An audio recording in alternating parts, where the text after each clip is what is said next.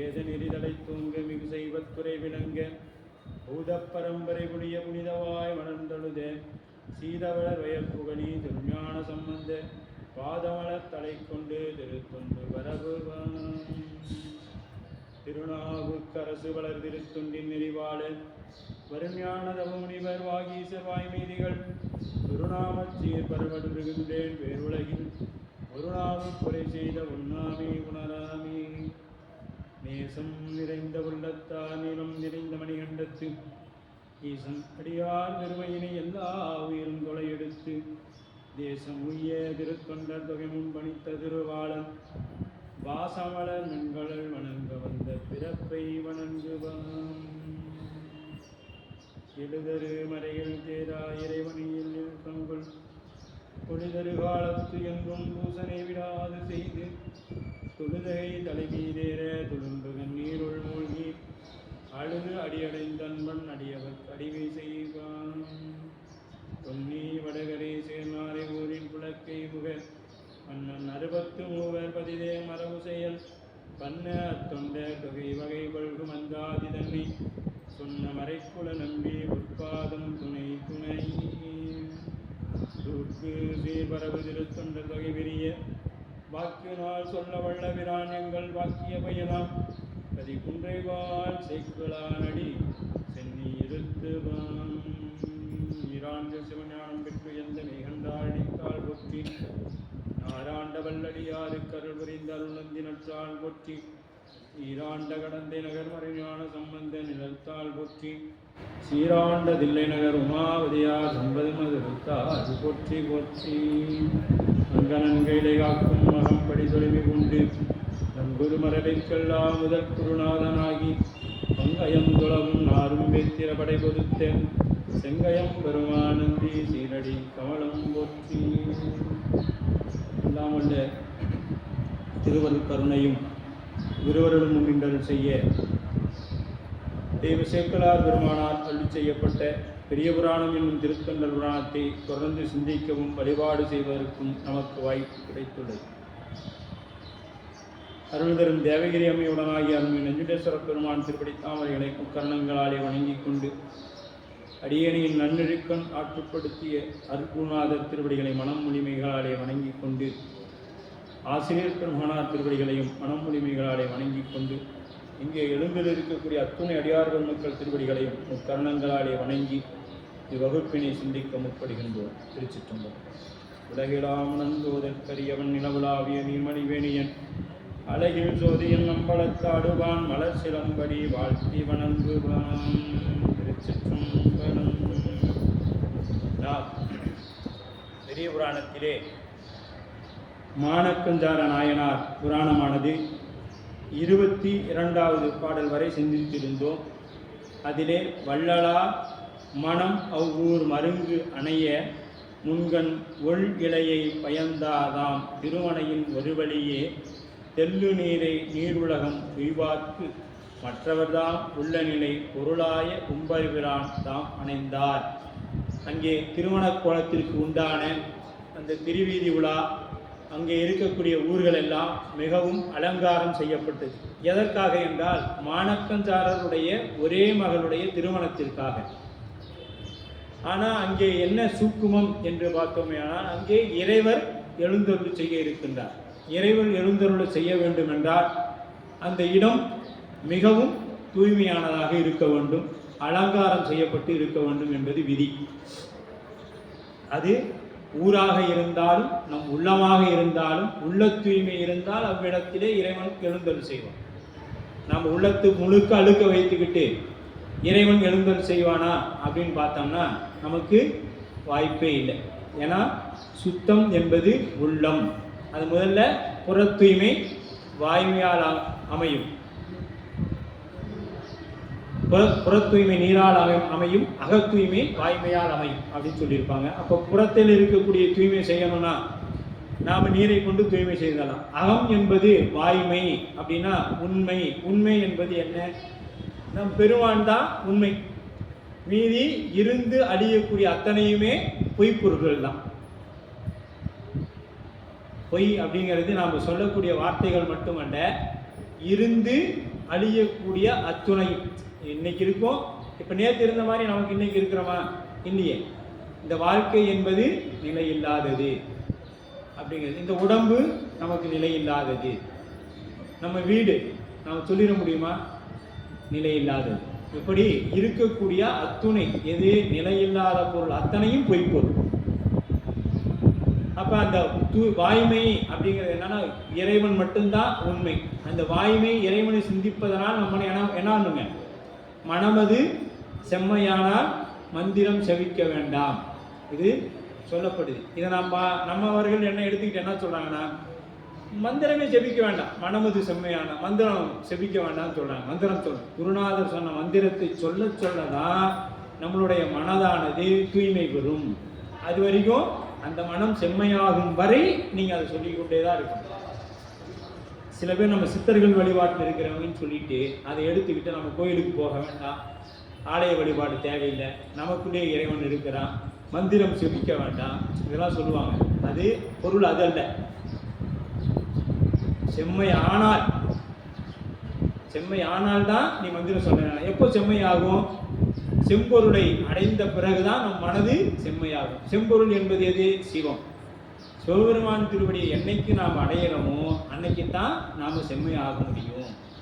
அப்பதான் நீங்க மந்திரம் செபிக்க தேவையில்லை, பெருமானுடனாக இருப்பதனால். அது வரையும் நீங்க அந்த மனத்தினால தூய்மை பெறணும்னா மந்திரம் ஜபிச்சு தான் ஆகும். அப்படி வாக்குக்கும் மனத்துக்கும் எட்டாத பெருமான் நமக்கெல்லாம் ஆட்சியும் முகத்தானாக இந்த உலகத்தில் இறங்கி வரார். அவர் இறங்கி வரலேனா நாம் அவரை காண முடியாது. அவர் காட்டினாலன்றி நம்மால் காண இயலாது. காட்டும் உபகரணம்னு பேர். அவர் காட்டணும். யாரு? நான் தான் குருநாதரா வரேன் அப்படிங்கிறதையுமே அவர் உணர்த்தினால்தான் நம்மளால உணர்ந்து பண்ண முடியும். இல்லைன்னா சாதாரண ஒரு மனிதர் வரும், அவ்வளவுதான் நமக்கு தெரியும். குருநாதராக சிவம் வருகிறது என்பதை இறைவன் நமக்கு உணர்த்தினார். அப்ப எப்போ உணர்த்துவார்? என்னைக்கு நமக்கு தபம் வருதோ அன்னைக்கு உணர்த்துவார். அப்ப தபம் என்பது என்ன? அடுத்தது கேட்கலாம். இடைவிடாது இறைவனை சிந்தித்தல் தபம். பேரு அப்படின்னா இறைவனை இடைவிடாது சிந்திக்கக்கூடியதான் தபம். எப்பங்க இடைவிடாது? நாம இடையில சிந்திக்கிறோம். இறைவனை நாம இடையில தான் சிந்திக்கிறோம். ஆனா இடைவிடாது சிந்திக்கும். சிந்தனை நிந்தனுக்கு ஆக்கி நாயினே நின் திரு பாத போதுக்கு ஆக்கியும் மாணிக்க வாசகர் பெருந்தகை. அந்த அளவில் நம்மளுடைய எண்ணங்கள் எல்லாம் இறைவன் சிந்தனையிலேயே இருக்கும். சரி, இது எப்படிங்க நமக்கு நடக்கும் அப்படின்னா, எதை செய்தாலும் இது சிவம் என்னை செய்விக்கிறது. நமக்கு எது செய்தாலும் அது சிவம் நம்மை செய்து கொண்டிருக்கிறது. இப்படிதான் நம்மளுடைய எண்ணங்கள் இருக்க வேண்டும். அப்படி மாணக்கஞ்சாரன் மகள் கைப்பிடித்து கொடுக்க ஏயர் கோனாருக்கு, யாருக்கு? ஏயர் கோன் கலிக்காமருக்கு திருமணம் செய்து வைக்க அங்கே வந்து கொண்டு அந்த நிகழ்வுகள் எல்லாம் நடந்து கொண்டு இருக்குது. இப்போ திருமணம் நடக்கணும்னா தெரியும், அங்கே என்ன பண்ணுவாங்க, வீதியிலெல்லாம் லைட். இது நம்ம ஊருக்கு நடந்து கொண்டிருக்கக்கூடிய இது. ஆனால் அதே சமயம் ஒரு ராஜா, அவர் என்ன சேனாதிபதியாக இருந்தவர், நாட்டின் சேனாதிபதி. அப்போ என்ன பண்ணுவாங்க, அந்த ஊரே அந்த கஞ்சாருங்கிற ஊரே என்ன ஆயிடுச்சு, விழாக்கோலம் பூண்டுள்ளது. இது எதற்காக ஏற்பாடு செய்யப்பட்ட விழாக்கோலம்? மாணக்கஞ்சாரருடைய மகள் திருமண நிகழ்வுக்காக ஏற்பாடு செய்யப்பட்டது. அந்த அளவில் எல்லாம் ஏற்பாடு செய்து கொண்டிருக்கக்கூடிய வேளையில முண்ட திருநீரை நெற்றியின் மேல் முண்டித்த திருமுடியில் கொண்ட சிகை முச்சியின்கண் போர்த்து அணிந்த எல்புமணி பண்டு ஒருவன் உடல் அங்கம் பறித்த நாள் அது கடைந்த வெண்தரளம் என காதின் மிசை அசையும் குண்டலமும். இப்ப பாட்டு இன்னும் முடியல, இதோட குண்டலமும் அப்படின்னு சுவாமி முடிக்கிறாங்க. முடியல இந்த பாட்டு, அப்படி நீள். அடுத்த பாடல்லையும் அவரை பற்றி முண்ட நிறை வெண்ணீற்றின் மேல் முடித்த முண்ட அப்படின்னா 3 திரிகுண்டமாக திருநீர் பூசிக்கொள்ளுதல். இன்னும் ஒரு வழக்கம் உண்டு. என்ன பண்ணுவாங்க, உடம்பு முழுக்க அகோரிகள் அவங்க என்ன பண்ணுவாங்க, உடம்பு முழுக்க திருநீற்றை பூசிக்குவாங்க. எங்கேயும் இடமே இருக்காது. இன்னைக்கு நீங்க அதை நாம் அந்த நடக்கக்கூடிய திரிவேணி சங்கமத்தில் நடக்கக்கூடிய மகா கும்பமேளால நீங்கள் பார்க்கலாம். நாகா சாதுக்கள் அப்படிங்கிறவங்க எப்படி திருநீர் அணிந்து கொண்டு அந்த எலும்பு மாலைகளை எல்லாம் அணிந்து கொண்டிருக்கிறார்கள் என்பது. அந்த வடிவத்தில் பெருமான் இவருக்கு வரார். எங்கே வராருங்க? எலும்பெல்லாம் வச்சுக்கிட்டு எங்கே வராங்க? கல்யாண வீட்டுக்கு வரார். எங்கே? மாணக்கஞ்சாரருடைய திருமண நிகழ்வுக்கு சுவாமி வராருங்க. எப்படி வரார் பாருங்க. முண்ட நிறை நெற்றியில் மேல் முண்டித்த திருநீர், அப்படியே 3 கோடுகளாக திருநீர் பூசின அப்படியே அழகா எப்படி வர்றாருன்னா, அந்த முன்னாடி முடி மலித்து இருக்கிறாங்க. இப்போ முழுசா இல்லாமல் குடிமி இங்கே போட்டுக்கிறாரு. முன்னாடி என்ன பண்ணிக்கிறாங்க? பாதி தலைக்கு முடியெல்லாம் எடுத்துருக்காங்க. நீங்கள் அந்த காலத்தில் பார்த்துருக்கீங்க, வட்டைக்கராப்புன்னு சொல்லுவாங்க. வட்டமாக இங்கே நடுவில் விட்டுட்டு மீதியும் சுற்றி எடுத்துருவாங்க முடியை. அந்த மாதிரி இருக்கும். அந்த மாதிரி வச்சு மேலே இங்கே ஒரு குடிமி போட்டுக்கிறார்.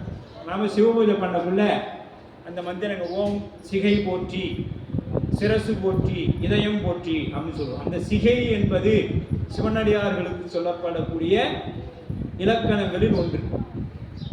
அந்த சிகையில இவர் என்ன வச்சிருக்கிறாரா? எலும்பு கோர்த்து, அங்க எலும்பு பாருங்க, முடித்த ஒரு முடியில் கொண்ட சிகையும் அந்த முண்டித்த உச்சியின்கண் கோர்த்து அணிந்த எம்பு மணி. அந்த உச்சியில் என்ன பண்ணிக்கிறாரு? எலும்பு எல்லாம் கோர்த்து அப்படியே அதில் சுற்றி வச்சிருக்காரு. இதில் குடிமையில. இப்போ நம்ம உருத்திராக்க மாலை போடுறவங்க என்ன பண்ணுவோம்? கையில் போட்டுக்கிறோம், இங்கே போட்டுக்கிறோம், அதுக்கு அடுத்தது தலையில் போட்டுக்கிறோம், அப்புறம் கழுத்தில் எவ்வளோ முடியுதோ பெருசு பெருசாக வாங்கி நம்ம போட்டுக்கிறோம். அது மாதிரி அவர் எல்லாமே எலும்பாக போட்டுக்கிறோம். இது நாம் சட்டைநாதர் சீர்காழி பதியிலே இருக்கக்கூடிய சட்டைநாதர் ஒவ்வொரு வெள்ளிக்கிழமையும் மதியம் 12 மணிக்கு அங்கே சுவாமிக்கு பூசை நடக்கும். பௌர்ணமி திதியிலே இரவு சரியாக 12 மணி அளவிலே பாலாபிஷேகம் நடந்து அங்கே சிறப்பாக வழிபாடெல்லாம் நடக்கும். வாய்ப்பு இருக்கக்கூடியவங்க நமக்கு சுவாமி கருணை இருந்தால் அங்கே போய் நாம் தரிசனம் பண்ணலாம். அப்படிப்பட்ட மூர்த்தமாக இவர் இருக்கிறார். அப்ப மேல அங்கே எலும்பணிஞ்சிருக்கிறார். பண்டு ஒருவன் உடல் அங்கம் பறித்தனால் அது கடைந்த. பண்டு அப்படிங்கிறது ரொம்ப பழமையான அப்படிங்கிறார். ஒருவன் அப்படின்னா யாருங்க? சிவம். உலகத்திலேயே ஒருவன் என்னும் ஒருவன் காண்க. சிவபெருமான் மட்டுமே கடவுள். எப்பப்பார் முருகன் புராணத்துக்கு வந்ததுலேருந்து இதையத்தான் சொல்றாரு. முருகன் எப்பொழுதுமே சிவம் தான் அப்படின்னு சொல்றாரு. இதை நான் சொல்லலைங்க, சேக்கிழார் சொல்றாரு. அதுக்கு விளக்கம் எழுதிய சிவகவிமணி ஐயா சொல்றாங்க. அதெல்லாம் எடுத்துக்கொண்டு வந்து தான் நான் உங்களுக்கு சொல்றேனே ஒழிய இது என்னுடைய தனிப்பட்ட கருத்து அல்ல. நமக்கு சிவகவிமணி ஐயா என்ன உரை கொடுத்திருக்காங்களோ அந்த உரையைத்தான் நாம் உங்களுக்கு சொல்றோம். சரிங்களா? அப்படி பண்டு ஒருவன் உடல் அங்கம் பறித்தனால் அது கடைந்த. இந்த பிரம்மாவோட தலையை பறித்தார் இல்லையா, அவருக்கும் நம்ம சுவாமிக்கு மாதிரி 5 தலை இருந்துச்சு. அவருக்கு 5 தலை இருந்தோன்னா உனக்கு 5 தலை எனக்கு 5 தலைன்னு கொஞ்சம் அப்படியே நம்மள என்ன ஆயிடுச்சு, நம்ம கவுன்சிலர் ஆகிட்டாவே முதலமைச்சர் நிலம் வந்துடுறோம். ஒரு கவுன்சிலர் ஆகிட்டோம்னாவே நமக்கு அன்னைக்கு வரைக்கும் நம்ம கூடவே வேலை செஞ்சுருப்பாங்க. கவுன்சிலர் ஆனோன்னு முதல்ல அவனே தான் நமக்கு விட்டு. அந்த மாதிரி பிரம்மாவுக்கு என்ன ஆயிடுச்சு, அப்படியே ஹெட் வெயிட்னு தலைகாலம் வந்துருச்சு. வந்த உடனே திருக்கண்டியூர் தலம் போனீங்கன்னா பார்க்கலாம், பிரம்மன் தலையை கொய்த இடம். இதில் இன்னும் ஒன்று வேற சொல்லிடுவாங்க, சுவாமி பிரம்மனோட தலையை கொய்து அது அவர் கையில் ஒட்டிக்கிட்டு போகவே இல்லை அப்படின்னு. அதெல்லாம் அப்படியெல்லாம் இல்லை. அது ருத்ரனுக்கு, நம்ம சுவாமிக்கு இல்லை. நம்ம சுவாமிக்கு வினைங்கிறதே இல்லை. அவர் மலன், மனம் இல்லாதவன். சரிங்களா? அப்படி ஒருவனாக இருக்கக்கூடிய சிவம் பிரம்மா விஷ்ணுவோட எலும்பைத்தான் அவரோட பாருங்க. அவர் எலும்பா அணியிறது கூட யாரோடையது? பிரம்மா விஷ்ணுவோடையது. சும்மா நம்மள மாதிரி இருக்கிறவங்க எலும்புலாம் அவர் வச்சுக்க மாட்டார். நம்ம சுடுகாட்டெல்லாம் நன்னீர்லாம் இங்கெல்லாம் நட்டம் ஆட மாட்டார். அவர் பேரூடி காலத்தில் எல்லாம் போய் விஷ்ணு இடத்துல ஒழுங்கும். அவரை தன்னுள் ஒடுக்கி அவரோட எலும்புகளும் சாம்பலையும் எடுத்துக்குவார். எதற்கு? மீண்டும் உலகத்தை உண்டு செய்வதற்காக. அந்த சாம்பலையும் எலும்பையும் எடுத்து தன்னகத்தை வைத்துக் கொண்டிருப்பார். அப்படி வைத்துக் கொண்டிருக்கக்கூடிய எலும்பு தான் அவர் இன்னைக்கு குண்டலமாக அணிஞ்சிருக்கிறார். இது வெண்தரளம் என காதில் மிசையும் அசையும் குண்டலம். அப்படியே நம்ம அப்படியே கண்ணப்ப நாயனார் புராணத்துக்கு போனீங்கன்னா தெரியும். அவரோட எலும்பெல்லாம் என்ன பண்ணாங்க, அந்த பண்டிகைகளுடைய கொம்பெல்லாம் சின்ன சின்னதாக அழகழகாக கட் பண்ணி மணி போல் கோர்த்து போட்டாங்க. அதுபோல் இங்கேயும் என்ன பண்ணுறாரு, பிரம்மாவோடைய எலும்புகளை எல்லாம் இவர் பிரம்மா விஷ்ணுவோட எலும்புல என்ன பண்ணுறாருங்க, கோர்த்து மாலையாக அணிந்து கொண்டு இப்படி கையில் மணிக்கட்டில் இங்கெல்லாம் போட்டுருக்கிறார். போட்டுட்டு அப்புறம் உடம்பு முழுக்க திருநீர். அடுத்தது பாருங்க, பண்டு ஒருவன் அங்கம் பறித்தனால் அது கடைந்த வெண்தரம், அதிலிருந்து கடைந்து எடுத்த குண்டலம். தோடுலாம் நம்மளை மாதிரி போடலை, அப்படியே அந்த எலும்பினாலான குண்டலம் போட்டுக்கிறார். சுவாமி எப்படியெல்லாம் வந்துக்கிறார், அப்படியே சிந்தனை பண்ணுங்க. அந்த இடத்துக்கு போகணும். இங்கே உட்காந்து நம்ம சிந்தனை எங்கே போகக்கூடாது, டிவியில் போகக்கூடாது. எல்லாரும் இந்த படம் ஓடிட்டு இருக்குமே, இன்னைக்கு வேற இவர் வர சொல்லிட்டாரு, வரலன்னா போச்சுக்குவாங்களே அப்படிங்கிறதுக்கெல்லாம் வரக்கூடாது. இப்போ இங்கே வந்து மாணக்கஞ்சார நாயனாருடைய திருமண பந்தல், அங்கே சுவாமி வரார். எப்படி வரார், திருகுண்டமாக திருநீர், அந்த எலும்பு மாலைகள் எல்லாம் அணிந்து கொண்டு அப்படியே அரை வட்டம், அந்த முன்னாடி அரை வட்டத்துக்கு முடியெல்லாம் எடுத்துக்கிட்டு ஒரு குடிமி போட்டு அந்த குடிமையில் அப்படியே எலும்பு மாலைகள் எல்லாம் சுற்றி கொண்டு உடல் அங்கம் எல்லாம் அங்கே இருக்கக்கூடிய அப்படியே காதெல்லாம் போட்டுட்டு வராரு. அடுத்தது, அவ்வெம்பின் ஒரு மணி கோர்த்து அணிந்த திரு கால்வடமும் பைவன் பேர் அரவு ஒளிய தோளில் இடும் பட்டிகையும் மை வந்த நிறம் கேச வடப்பூநூலும் மனம் செம் அன்பர் பவம் மாற்றும் திருநீற்று பொக்கணமும். பவம் அப்படிங்கிறார். பவம் எனும் நாமம் தமக்கே உடைய செம்மேனி அம்மான். பவம்னா என்னங்க, நம்முடைய பவத்தை அறுக்கக்கூடியவன். இதற்கு மா விரத சைவர்கள்னு பேர். வரக்கூடிய சைவம் சமயத்தின், அதாவது உட்சமயத்தில் இவர் மாவிரத சைவ வேடத்தில் வராது. காபாடி இப்படிலாம் இருக்குது. அதில் இதில் வரக்கூடிய மாவிரத சைவ வேடத்தில் இவர் எழுந்தருள் பண்ணுறார். திருநீற்று பொக்கணமும். திருநீர் எப்படி இருக்குதுங்க, திருநீர் பை எப்பொழுதும் நாம் வைத்து கொண்டே இருக்கணும். அடியார் இலக்கணம் என்ன, திருநீர் பை வச்சிருக்கணும். அவர் இப்போ திருநீற்று பொக்கணமும், திருநீற்று பை இது மாதிரி ஒன்று வச்சிருக்கிறாரு. அதுக்கடுத்து பாரு, எம்பின் ஒரு மணி கோர்த்து அணிந்த திருத்தாள் வடமும். அப்படியே ஒரு மணி அப்படியே கோர்த்து எங்க கீழே உந்தி வரைக்கும் தொங்கிட்டு இருக்குது. தாழ் வடம் அப்படியே நீளமாக தொங்கிட்டு இருக்குது. தாழ் வடமும் பைவன் பேர் அரவு ஒளிய தோளில் இடும் பட்டிகையும். இப்போ இடுப்பில் அவர் என்ன கட்டியிருப்பார், அரைஞான் கயிறா பாம்பு அணிந்திருப்பார். அந்த பாம்பை எடுத்துட்டு அதுக்கு பதிலாக என்ன பண்றார், ஒரு பட்டிகையும் பட்டாளான ஆடைகளை சுற்றி கொண்டு இருக்கிறார். இப்போ அப்படியே வந்தால் தெரிஞ்சிருமில்ல. ஏன்னா முதல்ல என்ன பண்ணிட்டாரு, நிலவை மறைச்சிட்டாரு, கங்கையை மறைச்சிட்டாரு, 3 கண்ணை மறைத்து கொண்டார். மறைச்சவர் அப்புறம் அடுத்தது உடலில் இருக்கக்கூடிய மறைக்கணுமே, அதனால பாம்பு எல்லாத்தையும் மறைச்சிட்டார். அப்படியே வந்தால் நாம் சிவம்னு நம்ப மாட்டோம், பரவாயில்ல, இந்த வேஷம் இவருக்கு நல்லா தான் இருக்கு. நம்ம சிவபெருமான் மாதிரியே வேஷம் போட்டிருக்கிறார். இப்போ சிவபெருமான் மாதிரி ஒரு சிவனே இங்கே வந்தால் என்ன சொல்லுவோம், நம்ம சிவபெருமான் மாதிரி வேடம் போட்டுக்கிறான்னு நினைப்புமே முடிய, அது சிவம்னு விழுந்து நம்ம கும்பிடுவோமானா கும்பிட மாட்டோம். அதனால நம்மளே மாதிரி தான் அவரும் வருவார் முதல்ல. அதனால அவர் என்ன பண்றாரு, நம்மளை மாதிரியே கொஞ்சம் அந்த எலும்புகள் எல்லாம் போட்டு ஒரு அந்த மாவிரத சைவ வேடத்தில் வராது. இடுப்பட்டியையும் மைவார்ந்த நிறம் கேச வடமும். இப்போ பூநூல் எப்படி இருக்கணுங்க, வெள்ளை வெளியேறுன்னு இருக்கணும். அது அழுக்காயிட்டா மாத்திரணும். ஆனால் இவரோட பூநூல் எப்படி இருக்குது, மை வார்ந்த நிறமும். மைனா எப்படி, கட்டங்கரேர்னு, மேகம் கட்டங்கரேர்னு மழை வரும் பொழுது இருக்கும்ல, அந்த மாதிரி இருக்குது. அந்த கேச வடமும், அது கேசம்னா என்ன, முடியினால் ஆன வடம், அப்படி நல்ல மொத்தமான பூநூல் அணிந்திருக்கிறார். மொத்தமான பூநூல் அணிந்திருக்கிறார்.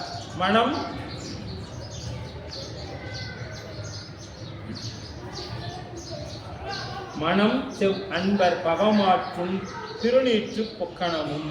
அப்ப அந்த மனம் அப்படிங்கிற இருநிலத்தின் திருவடியும் அசையும் திருவுடையும் மாவிரத கோவணம் விலங்கு உண்டு. மறைநூல் கோவணம்ங்கிறார். மறைநூல் கோவணம் அப்படின்னா மறைநான்கே கோவணமாக இறைவனுக்கு இருக்கு.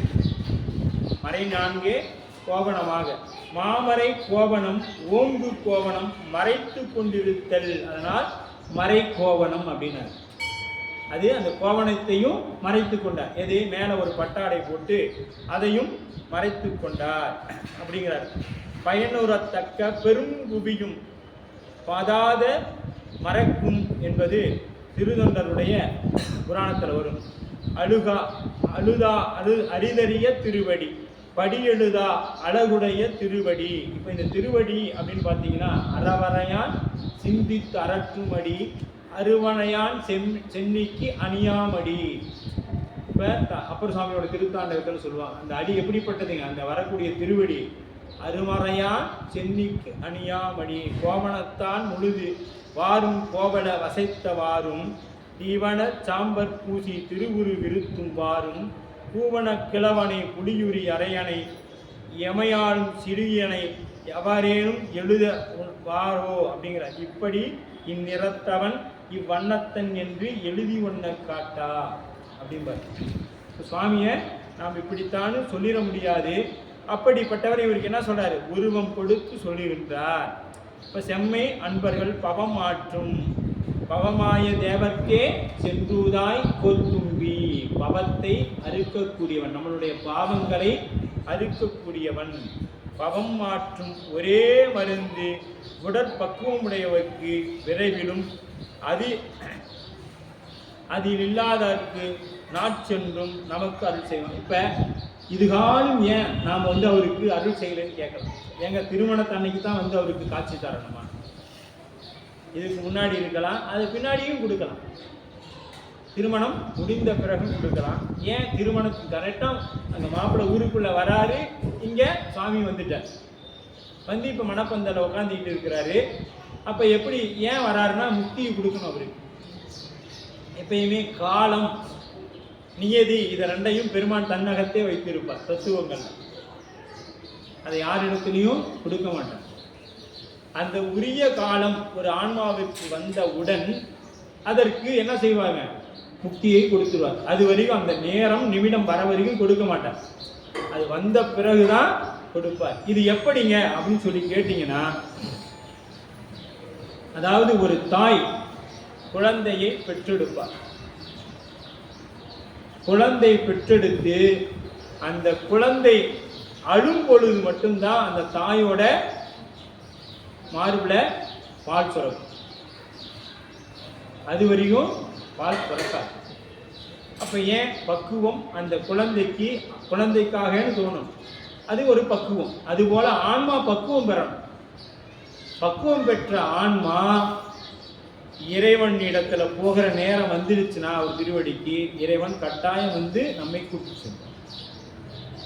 நீ எங்க இருக்கிற அங்க இருக்கிற அதெல்லாம் இல்லை, எங்க இருந்தாலும் அந்த நியதி அதான் 6 சாமி நமக்கு கருவிலேயே எழுதிடுவார்கள்.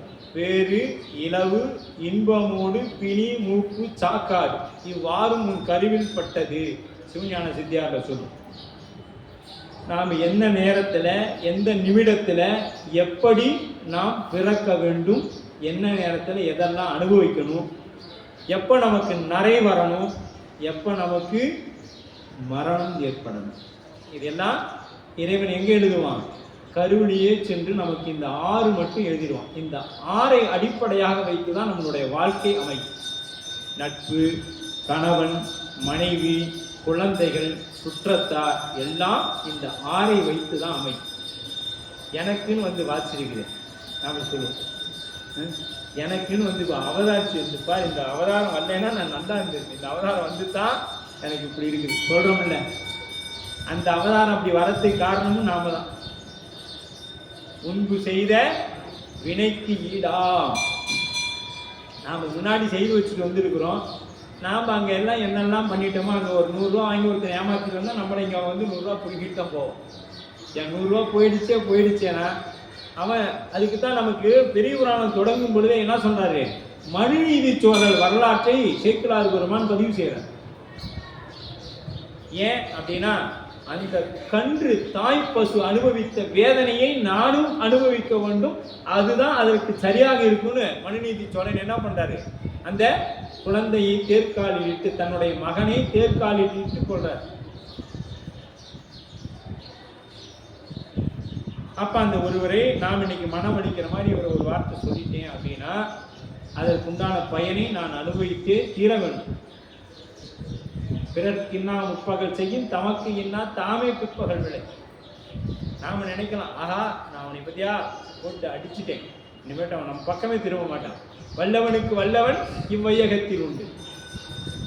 அதற்கு ஒருத்தையும் வருவான் இல்லையா? அப்படித்தான். அப்படி அவங்க பெருமான் என்ன பண்ண, அந்த உரிய நேரம் வந்த மாத்திரத்தில் அங்கே வராரு. வந்து இப்போ உட்காந்துட்டு எல்லாம் சொல்கிறாரு. பவம் எது? செவ்வன்பர் பவமாற்றும் திருநீர் செய். அந்த திருநீர் பூச எப்படி திருநீர் பூசணும்னு சொல்லியிருக்கிறோம். வாங்கிதான் அப்படிலாம் கொட்டிட்டு போகக்கூடாது. எத்தனை முறை சொன்னாலும் பாருங்க, அங்கே அப்படியே கொட்டி வச்சுக்கிறாங்க. அது பாவம் அறுப்பது நீர், சராவணமாவது நீர்.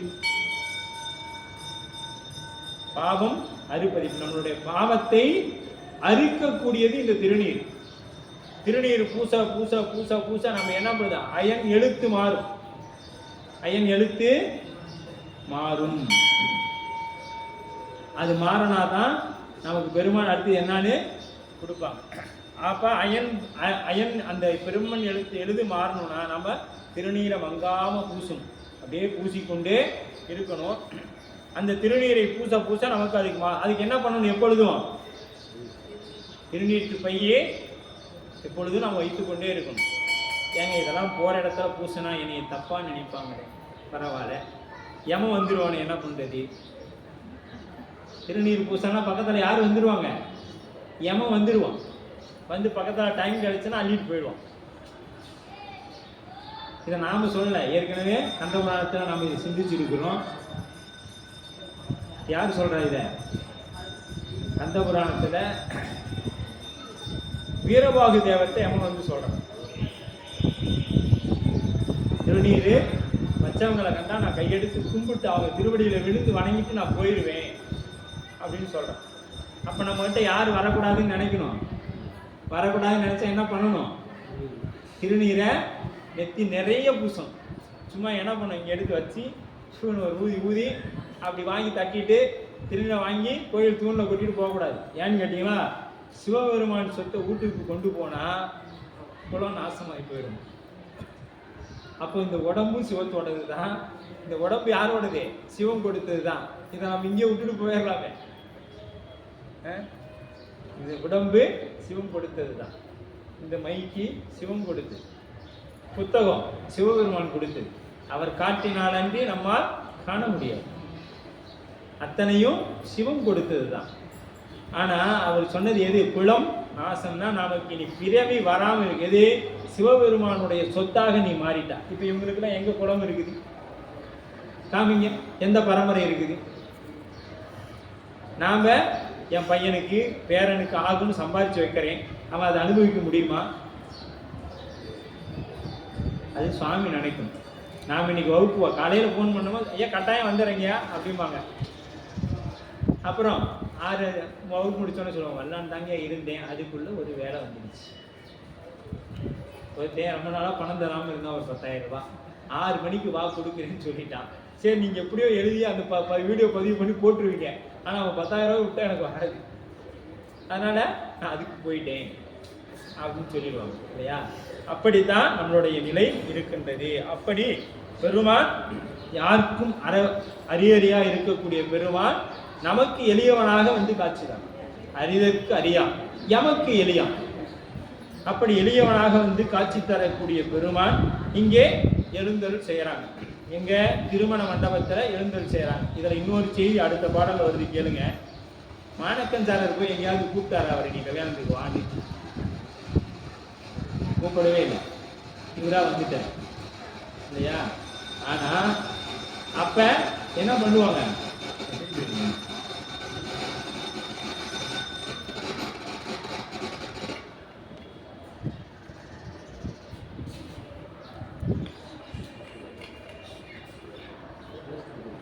ஏன் கூப்பிடறேன்னா, அவருடைய மனத்தில் இருக்கக்கூடியவன்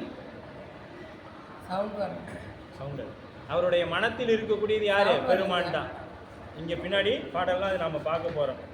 ஒரு முன் கை தனி மணி கோர்த்து, ஒரு முன் கை தனி மணி கோர்த்து அணிந்த ஒளி சூத்திரமும் அருமறை நூல் கோவணத்தின் மிசை அசைவும் திருவுடையும் இருநிலத்தின் மிசை தோய்ந்த எழுதறிய திருவடியும் திருவடியில் திருப்பஞ்சமுத்திரையும் திகழ்ந்திலங்க. பெருமானுடைய திருவடி இதுவரைக்கும் சுவாமியை தூரத்திலிருந்து தனித்தனி அங்கமாக காட்டிக் கொண்டிருந்த தெய்வம் சேர்க்கிறார் பெருமான். இப்பொழுது பெருமானுக்கு இன்னைக்கு என்னங்க படம் எடுக்கிறாங்க? அன்னைக்கு பாருங்க, பெருமானுடைய பாதத்துல கண்ணாடி கேமரா வச்சு சுவாமி எடுத்துக்கிறாரு. சுவாமியோட திருவடியில என்ன இருக்குதான்? பஞ்ச முத்திரைகளும் இருக்குதான். சுவாமியோட திருவடியில என்ன இருக்குதான்?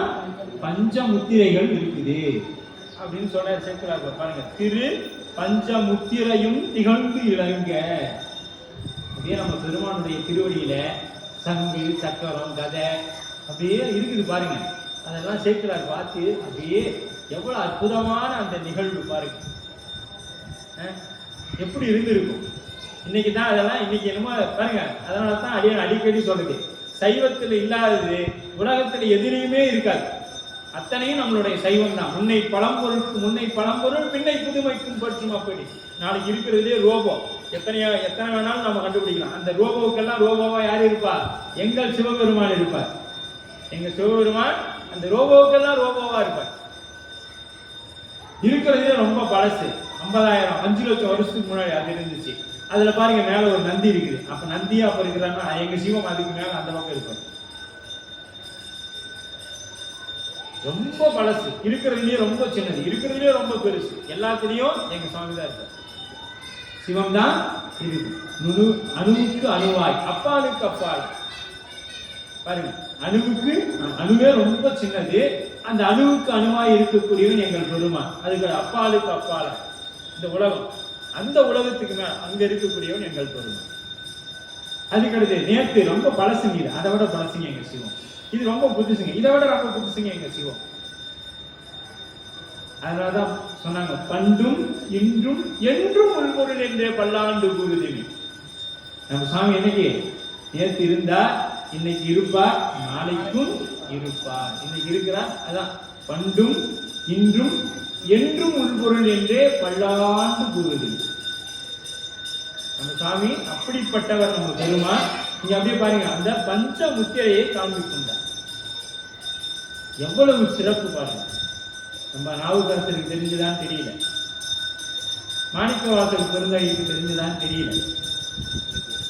ஆனா செக்குலார் பெருமான் இந்த இடத்துல குறிப்பிடறாங்க பஞ்சமுத்திரை. சுவாமியோட திருவடியில என்ன இருக்குதுங்க? திருவடியில பஞ்சமுத்திரை இருக்குது. இன்னைக்கு நாம சொல்லுவோம், ஏப்பா நீ சாப்பிடுறது இல்லை, என் கையில சக்கரை இருக்குன்னா ஜோசிக்காரு சாப்பிடாங்கன்னு சொல்லிட்டேன். இந்த சக்கரத்துக்கே எப்படின்னா சாமி அங்க பஞ்சமுத்திரையும் திருவடியில இருக்கு அப்படின்னு சொல்றாரு. ஒரு முன் திருத்தனி மணி கோர்த்து. அப்புறம் சாமி என்ன பண்றாருங்க, நாம ஒரு கை இப்ப ஒருத்தர் பாத்தீங்கன்னா ஒரு ருத்ராட்சத்தை கோர்த்து ஒரு நூல்ல கட்டி கையில கட்டிருப்பாங்க. அது மாதிரி இவர் என்ன பண்ணிக்கிறாரு, பிரம்மா விஷ்ணுவோட எலும்பை கோர்த்து மணியா கோர்த்து ஒரே ஒரு எலும்பு மட்டும் இங்க தொங்கிட்டு ஒன்று கட்டிட்டு இருக்கிறார் கையில. அப்படிலாம் இருக்கிறார்.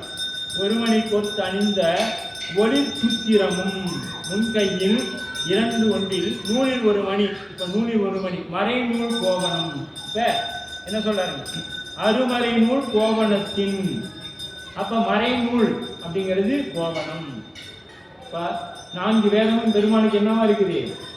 கோவணமாக இருக்கின்றது. மறை 4 கோவணமாய் சாத்தினங்கான் சாலேடோ அப்படிங்கிற. அப்ப அசையும் திருவுடையும் அந்த மாவீரதிகள் கோவணங்கள் விளங்க அப்படியே அந்த அவங்க கட்டியிருக்கக்கூடிய கோவணம் கட்டி இருநிலத்தின் திருவடியும். கும்பர்கள் கால் நிலத்தில், இப்ப வானவர்களுடைய கால் என்ன பண்ணாதுங்க, நிலத்தில் படாது. ஆனா இவர் யாரு? வானவர்களுக்கெல்லாம் தலைவனாக இருக்கக்கூடிய பெருமான் என்ன பண்றாருங்க, கும்பரிபிரான் ஆதனின் கொண்ட வேடத்திற்கேற்ப நிலத்தின் மிசை தூய்ந்தார். இப்ப சுவாமி என்ன பண்றாரு, அப்படியே அந்த என்ன பண்ணுங்க, அந்த பொன்னார் திருவடி என் தலைமேல் வைத்ததுமே துணையான சுற்றங்கள் அத்தனையும் துறந்துடைந்தேன்.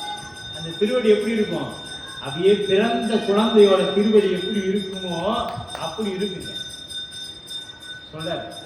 செங்கமல உட்பாதம் தந்தருளும் சேவகனி மாணிக்கவாசகர். அவர் திருவடி எப்படி இருக்கும், அப்படியே பஞ்சு மாதிரி இருக்கு. இளவம் பஞ்சில படுத்தா எப்படி இருக்குது, மெது மெதுன்னு இருக்குது இல்லை, அந்த மாதிரி அவருடைய திருவடி இருக்குமா. பஞ்சு போல இருக்கக்கூடிய அந்த திருவடி அது என்ன பண்றாங்க, அப்படியே சுவாமி அப்படியே அதை நம்ம பூமியில வச்சு இல்லங்கள் தோறும் எழுந்தருளி, திருவெண்பாவையில பாடுங்க, இல்லங்கள் தோறும் எழுந்தருளி செங்கமல புட்பாதம் தந்தருளும் சேவகன். சுவாமி நமக்கு என்னமா இருக்கிறாருங்க, சேவகனாக இருக்கிறார். நாம அவருக்கு எஜமானன்னு நினைச்சிட்டு இருக்கணும். அவன் என்னைக்கு நீ ஒரு சேவகனாக இருக்கிற அன்னைக்கு தான் நீ தலைவனாக மாற முடியும். எடுத்த உடனே தலைவனாகணும்னா உனக்கு ஒண்ணுமே தெரியாது. அப்ப நீ தலைவனாக வர வேண்டும்னா முதல்ல சேவனாக ஆக வேண்டும். அதனால நம்ம பெருமாள் என்ன பண்ணுவார், எதையும் சொல்வதோடு இல்லாமல் செயல்பாட்டையும் செய்து காமிப்பார். இப்ப இங்க மனித சட்டை தாங்கி அந்த புட்பாதம், ஏன்னா மனிதனா தானே வந்துட்டாரு, அப்புறம் என்ன பண்ணணும், மாணவர்கள் தான் கால் வந்து பூமியில தோயாது, இவர் மனித சட்டை தாங்கி தானே வராரு. அப்ப அந்த பாதம் அப்படியே அந்த ஊர்ல தஞ்சூர்ல இந்த திருக்கஞ்சாறுல அப்படியே அந்த பாதம் படிந்து நிற்குது. அப்படிப்பட்ட இருநிலத்தின் மிசை தோய்ந்த எழுதறிய திருவடி, இந்த திருவடி இப்படித்தான் சொல்லிட முடியுமா? அதனால்தான் அப்பர் சுவாமி சொல்வார், இப்படிவத்தன் இந்நிறத்தன் என்று எழுதி ஒன்ன காட்டாய் அம்மானை. பெருமானி வடிவத்தில் இருந்தா, இன்னும் நிறத்தில் இருந்தா, அப்படின்னா நாம் என்ன பண்ணிட முடியாது, எழுதி காண்பித்து ஒரு சித்திரமான அடைஞ்சி நாம இன்னைக்கு நமக்கு ஒரு உருவம் தேவை. அதற்காக பெருமான் இவ்வண்ணத்தில் இருக்கிறான் அப்படிங்கிறதுக்காக வரார். அது பாருங்க எப்படி வரார், பின்னாடி என்ன ஆகிறாருன்னு பார்ப்போம். அப்ப திருவடி திருப்பஞ்சமுத்திரையும், அப்ப அந்த திருவடி இந்த படி நிறத்தின் வண்ணங்களை எல்லாம் கடந்ததாக இருக்கக்கூடியது. அப்ப பொடி முடி தழல் என்ன திருமேனி தனில் ஒளிந்த படி நீடு திருநீற்றின் பரப்பு அணிந்த பான்மையராய் கொடு நீடு மருங்கு அணைந்து தாம் உடைய குளிர் கமலத்து அடி நீடும் மனத்தன்பர் தம் மனையின் அகம் புகுந்தார். இப்ப எங்க பண்ணாருங்க, அந்த வீட்டுக்குள்ள வந்து புகுதார்.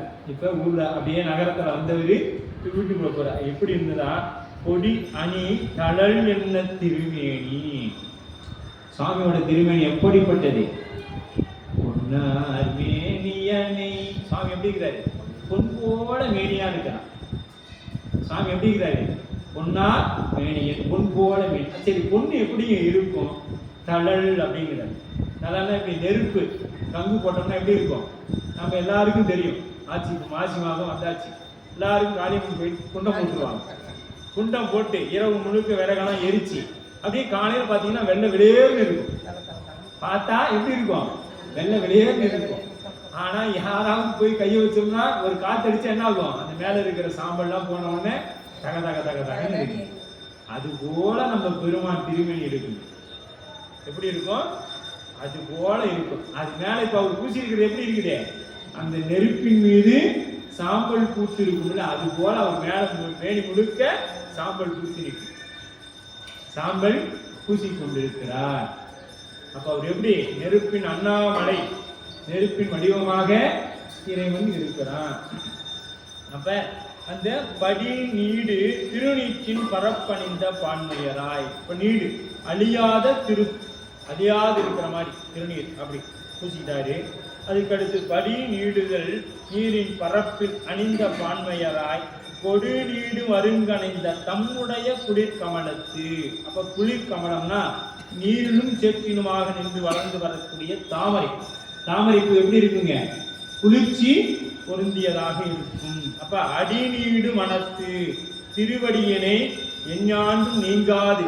யாரு, அடியார். இவர் எப்படிப்பட்டவருங்க, திருவடியை எப்பொழுதும் அரவணையா இத இடரினும் தளரினும் எனதொரு நோய் தொடரினும் உணகலல் தொழுதெழுவேன். யாரு, சம்பந்தருடைய தேவா. எதுக்கு படிக்கணும், செல்வம் வரதுக்காக படிக்கணும். ரெண்டு செல்வமும் கிடைக்குங்க.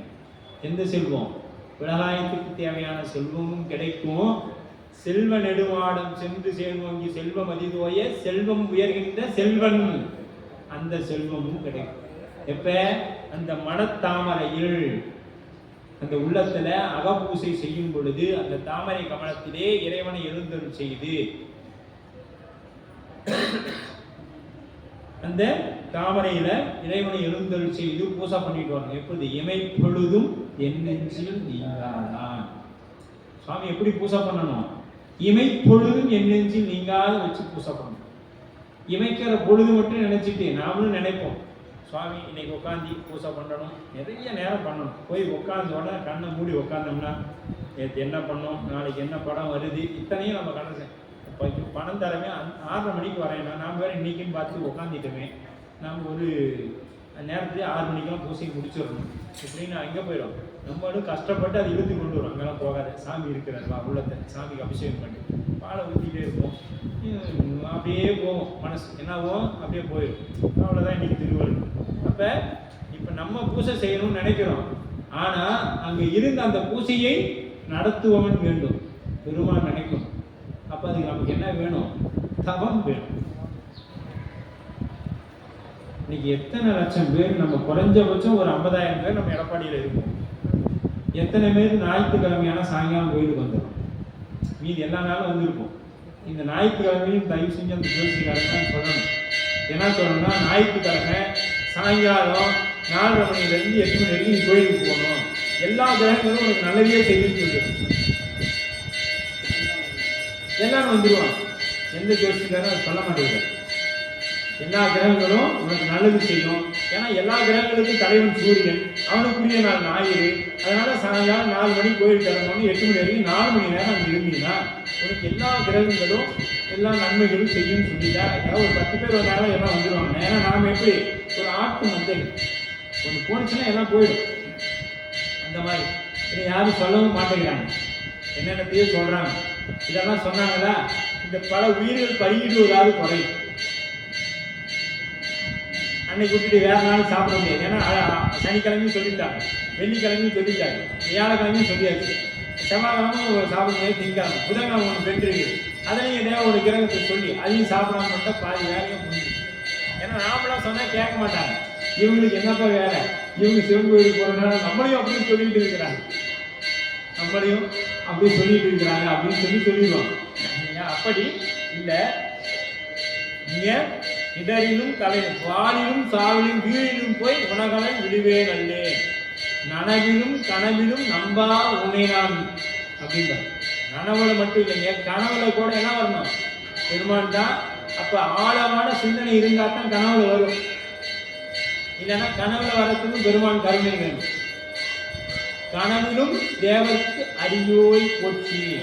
தேவர்களுக்கு கனவுல கூட சாமி காட்சி தர மாட்டார். தேவர்களுக்கு கனவு. அப்ப கனவுல பெருமான் வரதே எவ்வளவு பெரிய விஷயம் நினைச்சுக்கீங்க, எவ்வளவு பெரிய புண்ணியம். கனவிலும் தேவருக்கு அரியோய் போச்சு, நனவிலும் நாயேனை நயந்தாய். கனவுல கூட நேரில் வந்து என்னை பிடிச்சிக்கிட்டீங்க சார். ஆனால் தேவர்கள்லாம் பாவம், கனவுல வரமாட்டேங்கிறேன்னு ஏங்கி போய் நிற்கிறாங்க அப்படின்னு சொல்றாங்க. அப்படி பித்தோடு மயங்கி பிணிவரினும் அத்தா உனது அடியெல்லாம் ஏற்றாது என்ன. எனக்கு என்ன பித்து பிடிச்சாலும் சரி, பிணி வந்தாலும் சரி, எது வந்தாலும் நான் உன்னையை தவிர வேற எதையும் பிடிக்க மாட்டேன் பெருமானேன்னு பிடித்து நிற்கக்கூடியவங்க யாரு? நம்ம நாயன்மார்கள். அதுல மாணிக்கஞ்சாரர் அவ்வளவு ஒரு உறுதிப்பாடோட பிடித்து கொண்டு நிற்கிறார். நமக்கு ஒரு நாளைக்கு உறுதிப்பாடு இருக்கும், 2வது நாள் அந்த உறுதிப்பாடுல நாமளே தளர்வை ஏற்படுத்திக்கணும். போய்க்கலாம் நம்ம சாமிட்டாங்க, எங்க போயிட போற, முடிஞ்சு போனால் கோபுர தரிசனம் கோடி புண்ணியம், அங்கேருந்து கும்பிட்டு போயிட்டு வந்துடலாம், அப்புறம் பேசிக்கலாம் அப்படின்னு சொல்லிடுவோம் 2வது நாள். இப்படித்தான் நம்மளோட நிலை இருக்குது. ஆனால் அப்படி அல்ல. பேருடையார் மறக்காமல், இன்னைக்கு யார் ஒருவர் இறைவனை மறக்காமல் மனத்தில் பூசை கொண்டீங்கன்னு நினைக்கிறீங்களோ அவர்கள் பேரு உடையவர்கள். பேரு என்றால் முக்தி. அவர்தான், அவர்கள் எல்லாம் ஜீவன் முக்தர்கள் என்று சொல்லப்படும். அவர்கள்லாம் யாருங்க? ஜீவன் முக்தர்கள் அப்படின்னு சொல்லுவாங்க. அப்படி அடிநீளும் மனத்தன்பதன் மனையின் அகம் புகுந்தார். எங்க? நெஞ்சத்தாமரையில் இருக்கக்கூடிய பெருமான் இப்ப எங்க? வீட்டோட அந்த திருமண நிகழ்வுக்குள்ள வரார். வந்து அணைந்த மாவிரத முனிவரை கண்டு எதிர் எழுந்து சிந்தை கழிவுந்து மகிழ்ந்து சிறந்த பெரும் தொண்டனார் எந்தை பிறா எந்தை பிரான் புரிதவத்தோர் இவ்விடத்தே எழுந்தருள உய்ந்து ஒளிந்தேன் அடியேன். எந்தை பிரான் புரிதவத்தோர் இவ்விடத்தே எழுந்தருள உய்ந்து ஒளிந்தேன் அடியேன் என்று உருகிய அன்பொடு பணிந்தார். அப்படியே சுவாமி அங்க வராருங்க. வந்த மாத்திரத்துல சொல்றாரு, வந்து அணைந்த, இங்கதான் சொல்றாரு மாவிரத முனிவர் அப்படிங்கிறார்.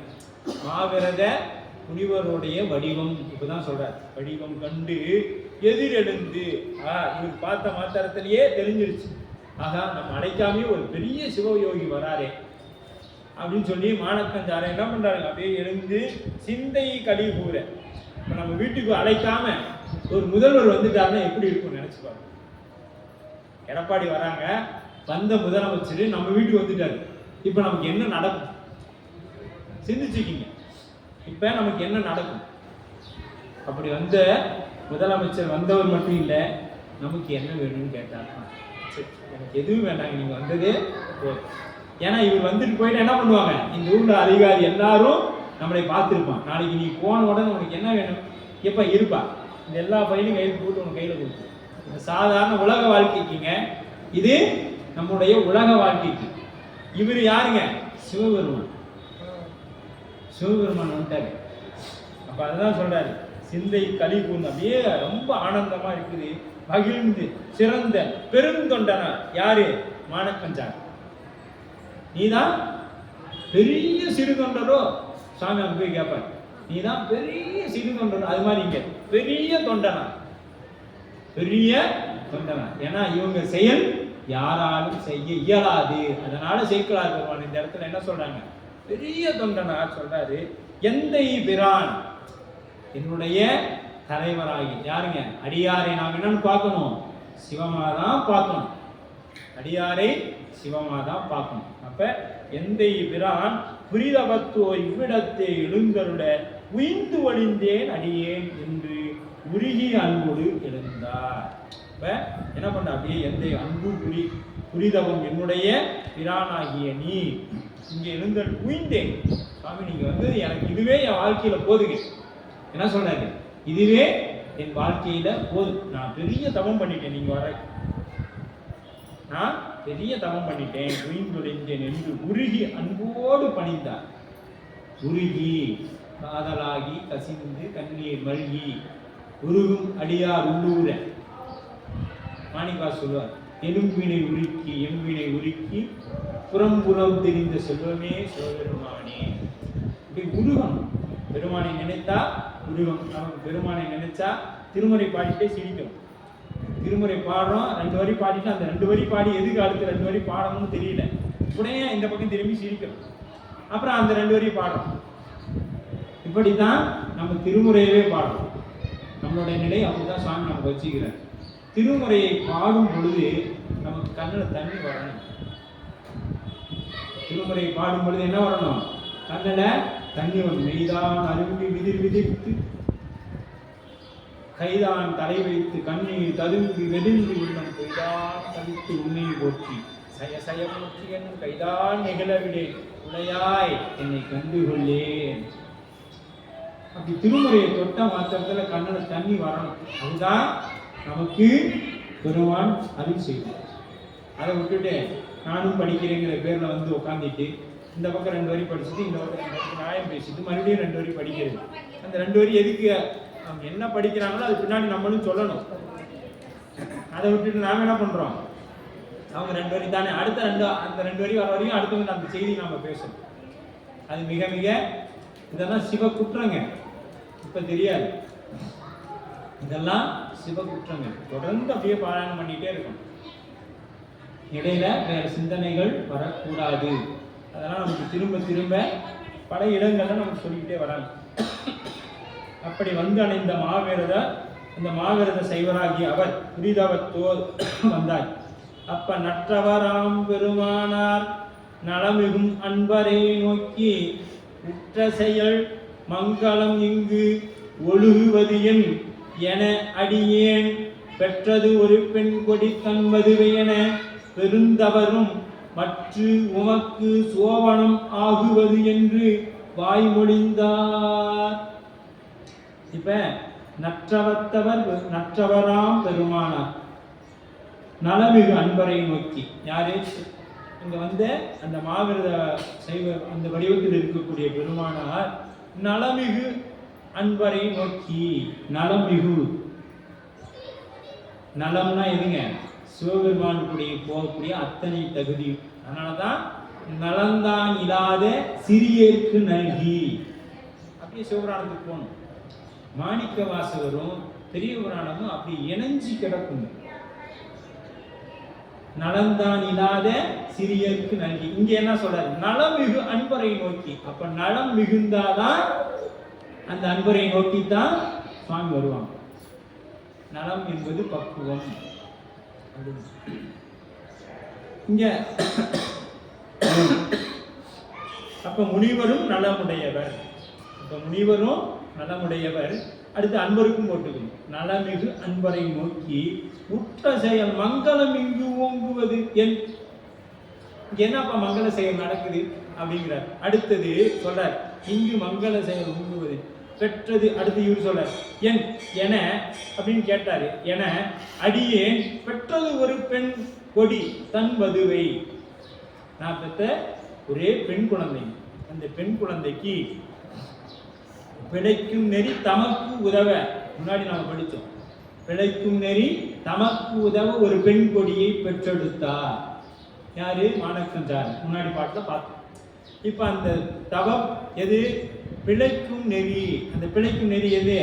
எப்பொழுதும் பிறவா நிலையை தரக்கூடிய தவ பெண் கொடியை பெற்றெடுத்த தன் வதுவை என பெருந்தவரும். இவர் யாருங்க? மாணக்கஞ்சாரர். பெரும் தவமுடையவர். ஏன்னா சிவபெருமான் அவருடைய இல்லத்துக்கு வந்திருக்கிறாருன்னா அவர் சாதாரணமானவராக இருக்க முடியுமா? பெருந்தவரும் உமக்கு சோபானம் ஆகுவது என்று வாய்மொழிந்தார். அந்த சோபானம் அப்படின்னா மங்களம் ஆகும் என்று வாய்மொழிந்தார். உனக்கு மங்களம் ஆகட்டும் அப்படின்ற. மற்ற உமக்கு சோபானம் ஆகுவது என்று வாய்மொழிந்தார். மதுவை என பெருந்தவரும். சோபானம் அப்படின்னா மங்களம், சுகத்தை அப்படிங்கிறார். மற்ற வேறு என்பது வெளிப்பொருள். மங்களம் நீள் காண்போரின் பொருள். அப்ப மங்களம் என்பது நமக்கு அளிக்கக்கூடியது அப்படிங்கிறார். அடுத்து 28வது பாடல். ஞானம் செய்தவர் அடிமேல் பணிந்து மனை அகம் நன்னி மானக்கஞ்சாரனார் மணக்கோலம் புனைந்திருந்த தேனக்க மலர் கூந்தல் திருமகளை கொண்டு அணைந்து பானல் காந்தரம் மறைந்து வரும் அவரை பணிவித்தார். இவர் என்ன பண்றாரு? பணிஞ்சார். ஞானம் செய்தவர் அடிமேல் பணிந்து. இப்ப இவரு பணிந்து எழுந்துட்டாரு. அடுத்தது மனையகம் நன்னி, உள்ளார போய் மாணக்கஞ்சாரனார் மணக்கோலம் புனைந்திருந்த. இப்ப மணக்கோலம் புனைந்திருந்த. இன்னைக்கு போனா பெண் அந்த முகூர்த்தத்துக்கு ஒரு 10 நிமிஷத்துக்கு முன்னாடி போய் கதவை தட்டினா கூட கதவு திறக்காது. என்னங்க, சொர்க்க வாசல் கூட திறந்துடும், அந்த கதவு திறக்காது. ஏன்னா நாம அந்த அலங்காரம் பண்றதுக்கு எங்க எத்தனை ஆயிரம் ரூபாய் செலவு பண்ணி கொண்டு வந்து விட்டா அந்த பெண், அதெல்லாம் சொல்லவே கூடாதுங்க. இன்னைக்கு திருமணத்துல பார்த்த பெண்ணு ஒரு 4 நாள் கழிச்சு அவங்க மனைவியே அவருக்கு அடையாளம் தெரியறது இல்லை. அந்த மாதிரி மேக்கப் போட்டுறாங்க. திருமணத்துல அந்த பொண்ணுக்கு மேக்கப் போட்டு 4 நாள் கழிச்சு எங்க மனைவியை காணுமே அப்படிங்க, நான் தான் அவங்க மனைவின்னு சொல்ற அளவுல ஆயிப்போயிடு. அந்த அளவுக்கு மேக்கப்புக்கு செலவு பண்ணி போட்டுறோம். அப்படி அவர் போன உடனே கூட்டி வந்தார். மனை அகம் நன்னி மானக்கஞ்சாரனார் மணக்கோலம் புனைந்து இருந்த. அந்த பெண் எப்படி இருக்கிறாங்க? மணக்கோலம் புனைந்து இருந்தாங்க. தேனக்க மலர் கூந்தல் திருமகளை கொண்டு அணைந்து. அந்த கூந்தல் எப்படி இருக்குதுங்க? தேன் மலர் கூந்தல், தேன் நக்க மலர் கூந்தல். இப்ப அப்படியே நம்ம தருமி படலுக்கு தான் போகணும். திருவிளையாடல் புராணத்துல தருமிக்கு பொற்கிளி கொடுத்த படலுக்கு போனவா பெண்களின் கூந்தலுக்கு இயற்கையிலேயே மனம் உண்டா? இந்த இடத்துல உண்டுன்னு தாங்க சொல்லணும். ஏன்னா இந்த கூந்தல் யாருக்கு பயன்பாட்டுக்கு போக போகுது? சுவாமிக்கு பூநூலாக ஆக இருக்கிறது. அப்ப இது ஒரு உயர்வானதா தான் இருக்கணும். நாம அதுக்கு தாங்க இதை நம்ம என்ன சொல்றோம், உயிரை கொடுத்த இறைவனுக்கு மயிரை கொடுக்கறதுக்கே இன்னைக்கெல்லாம் கஷ்டப்படுறோம். அதுக்கும் இருக்க மாட்டேங்குது நம்மகிட்ட, பாதி கொட்டி போயிடுது. அந்த உயிரை கொடுத்த இறைவனுக்கு மயிரை கொடுக்கறதுக்கும் பாதி கொட்டி போயிடுது இல்லையா? அதுக்கு அடுத்தது நாம் ஒவ்வொருத்தரும் இதை எவ்வளோ அழகுபடுத்துகிறோம். காலையில் எந்திரிச்சு அது ஒரு சாப்பாட்டில் விழுந்துட்டு அந்த சாப்பாட்டையே தூக்கி தோறது. தலையில் இருக்கிற வரைக்கும் தான் இதற்கு மரியாதை. கீழே வந்துருச்சுன்னா அது சி அப்படின்னு ஆகிடும் இல்லையா? இப்போ நாம் குறைஞ்சபட்சம் அதுக்கு ஒரு மாதத்துக்கு எவ்வளோ பண்ணுறோம், ஒரு 800 ரூபா வரைக்கும் செலவு பண்ணிடுவோம் குறைஞ்சபட்சம். தேங்காய் எண்ணெய், அப்புறம் டை, அப்புறம் ஷாம்பு, அப்புறம் அதுக்கு வேறு ஏதாவது மூலிகைலாம் போட்டு அதை பராமரித்து குறைஞ்சபட்சம் ஒரு 800 ரூபா அதுக்கு செலவு பண்ணிடுவோம். ஆனால் இதை கணக்கு போடுங்க, சாமிக்கு நாம் 800 ரூபா மாதம் செலவு பண்ணுவோமா? நான் 800 ரூபா அதிகமாக கூட இருக்கலாம், ஒரு 500 ரூபா குறைஞ்ச வச்சுப்போம். ஏன்னா 500 ரூபா இல்லாமல் யாரும் அவங்களோட முடியை பராமரிக்கவும் முடியாது. 500 ரூபா நாம் இறைவனுக்காக செலவு பண்ணுறோமா? இது இப்படி விழுந்துருச்சுன்னா அது சி. ஆனால் சிவம் என்றும் உள்பொருள். அதுக்கு யாராவது கொடுக்குறோம்னா பூ வாங்கிட்டு வந்து கூட தரமாட்டோம். அவர் நீ தள்ளினாலும் அவருக்கு கவலைப்பட போறதில்லை. உன்னையை பற்றி அவருக்கு தெரியும். ஒரு சினிமா படத்தில் மாதிரி சொல்ற மாதிரி, நீ யாருன்னு எனக்கு தெரியும், நான் யாருன்னு உனக்கு தெரியும். ஏன்னா அந்த மாதிரி சாமிக்கு நாம் எப்படியாப்பட்டவங்கன்னு அவருக்கு தெரியும். இவன் வரானா, இவன் என்ன பண்ணுவான், இவன் போறானா என்ன பண்ணுவான் அப்படின்னு சுவாமிக்கு தெரியும். அவர் என்ன பண்ண மாட்டாருங்கிறது நமக்கு தெரியும். சரிங்களா? அப்படி நம்மளுடைய நிலை இருக்குது. அப்படி இந்த பெண் போயிட்டு கூட்டிட்டு வரான். உன்னை புகுந்து தேன் நக்க மலர்கூந்தல் திருமகளை கொண்டணைந்து பானல் காந்தரம் மறைந்து வரும். உடம்பெல்லாம் எது எல்லாமே மறைத்து வந்திருக்கக்கூடிய மறைந்து வரும் அவரை பணிவித்தார். இதை நாம் இன்னொரு செய்தி மறந்துடக்கூடாதுங்க. அவர் ஊருக்குள்ள ஏயர்கொண்டு கழிக்காம மணமகன் வந்து கொண்டு இருக்கிறார். நல்லா தெரிஞ்சுங்க. அதே மாதிரி பெண் வீட்டில் போய் தாங்க மனம் முடிக்கணும். நமக்கு பெரிய புராணம் அதுக்கு ஆதாரம். மணமகன் வீட்டுக்கு பெண்ணாலை வந்து திருமணம் பண்ணக்கூடாது. பெண் வீட்டில் போய் தான் நாம் திருமணம் செய்து கொண்டு வர வேண்டும் என்பது மரபு. இதையெல்லாம் யார் இன்னைக்கும் கடைபிடிக்கிறாங்க? மறையவர்கள் கடைபிடிக்கிறாங்க. ஐயர் வீட்டில் தான் கடைபிடிக்கிறோம். அவர்கள் மட்டும் இல்லைனா, ஆதி செய்வ மரபும் ஐயர்களும் இல்லைன்னா இன்னைக்கு நமக்கு தமிழில் இருக்கு கலாச்சாரம் அத்தனையும் அழிஞ்சு போயிருக்கும். தமிழ் கலாச்சாரம் அத்தனையும் அழிஞ்சு போயிருக்கும். நாம் அதை தமிழர்கள்னு சொல்லிக்கிட்டு அதை யாரும் கடைபிடிப்பதில்லை. இது சத்தியமான உண்மை. அவர்கள் தான் நம்மளுடைய கலாச்சாரத்தை பாதுகாத்து இன்னைக்கு வரையும் வச்சு நம்ம கையில் கொடுத்துருக்காங்க. அதை நாம் கெடுக்காமல் இருந்தோம்னா போதும். அவர்கள் அத்தனையும் கடைபிடிக்கிறாங்க. அந்த இதில் பெரிய புராணத்தில் சொன்ன மாதிரி அந்த 7 வயதான 7 மாதங்கள்லேருந்து குழந்தை 5 மாதத்திலேருந்து அவங்களுக்கு உண்டான சடங்குகள் அத்தனையும் குழந்தை திருமணம் வரைக்கும் செய்கிறாங்க. இது நம்ம தமிழில் தமிழ் கலாச்சாரங்கள்லாம் பெரிய புராணத்தில் ஆதாரம் இருக்குது. இப்போ குழந்தை வளர்ந்ததுன்னு சொல்கிறாங்க. இல்லை கண்ணப்ப நாயனாருக்கு எப்படிலாம் பண்ணாங்க புராணத்தில் பார்த்தமே. நம்ம குழந்தைகளுக்கு அது போலலாம் செய்கிறோமா? காப்படி வித்தல் இதெல்லாம் அந்தந்த நேரத்தில் செய்கிறோமா? சாப்பாடு விட்டு குலதெய்வத்தில் போய் இன்னைக்கு ஏதோ ஒரு சிலர் அப்படி செய்து கொண்டு வரோம். இதெல்லாம் எப்படி? நம்ம ஐயர்கள்லாம் சிவாச்சாரியர்கள் ஐயர்கள்லாம் செய்கிறத பார்த்து அவங்க சொல்கிறதை கேட்டு அவங்களோட நட்பு ஏற்படுத்தி அதன்படியாக நம்ம செய்து கொண்டு வரோம். இதுக்கு முன்னாடி அப்படி நம்ம செய்தது இல்லை. அப்போ நம்ம கலாச்சாரத்தை கடைபிடிச்சும் அதை கொடுத்தது யாருங்க? கோயில்களையும் நம்மளுடைய கலாச்சாரத்தையும் நமக்கு கொடுத்தது அவர்கள் தான். சரியா? அப்படி திருமகளை கொண்டணைந்து பாழந்த மறைந்து வரும் அன்பரை பணிவித்தார். இப்போ அவர் கொண்டு என்ன பண்ணுறாரு? இப்போ நம்ம வீட்டுக்கு ஒரு பெரியவங்க வந்தோடனே நாம் கும்பிட்டோம்னா நம்ம குழந்தையும் கூட்டி வந்து அவனுக்கு ஈடுபாடு இருக்குதோ இல்லையோ வந்து சாமி கும்பிட்டு சொல்லுவோம். சரிங்களா? அது மாதிரி அவரும் அந்த பெண்ணையும் கூட்டி வந்து மணமகனையும் கூட்டி வந்து ஆசீர்வாதம் வாங்கிக்கோ அப்படின்னு சொல்லிட்டு திருவடியில் விழுந்து வணங்கி பணிவித்தார். தன் சரணத்து இடைவணிந்து தாழ்ந்து எழுந்த மடக்கொடித்தன் மஞ்சு தலைத்து என வளர்ந்த மலர்கூந்தல் புறம் நோக்கி அஞ்சலி செய்தொண்டரை பார்த்து அணங்கு இவள்தன் மயிர் நமக்கு பஞ்சவடிக்காம் என்றார் பரவ அடித்தளம் கொடுப்பார். நல்லா தெரிஞ்சுக்கிங்க. அந்த பெண் என்ன பண்ணுச்சுங்க? வந்து விழுந்து வணங்கிடுச்சு. விழுந்து வணங்கினாங்க. வணங்கின மாத்திரத்துல மஞ்சு தலைத்து என வளர்ந்த மலர்கூந்தல். இப்போ தஞ்சம் சரணத்து இடைபணிந்து தாழ்ந்து எழுந்த மடக்கொடியை, இப்போ அப்படியே விழுந்து வணங்கி எழுந்த மடக்கொடியை பார்த்தார் இவர். பார்த்த மாற்றத்தில் மஞ்சு அப்படின்னா கூந்தல். எப்படிப்பட்ட கூந்தல்? மஞ்சுனா மேகம்னு பொருளுங்க, வெண்மேகம் தான் பொருள்.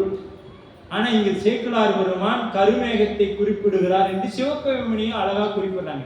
ஏன்னா வெள்ளை மேகத்தால் நமக்கு ஏதேனும் பயன் உண்டானா இல்லை, வெண்மேகத்தால் ஏதாவது நமக்கு பயன் உண்டானா இல்லை, கருமேகத்தால தான் நமக்கு பயன் உண்டு, மழை வரும்.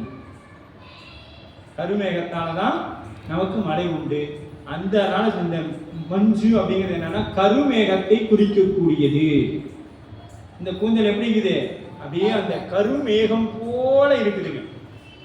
இன்னைக்கு பிறந்த 3 வயசு குழந்தை ஆயிடுச்சுன்னா அதுக்கு வெல்ல முடியாது, அது வெல்ல முடியாது.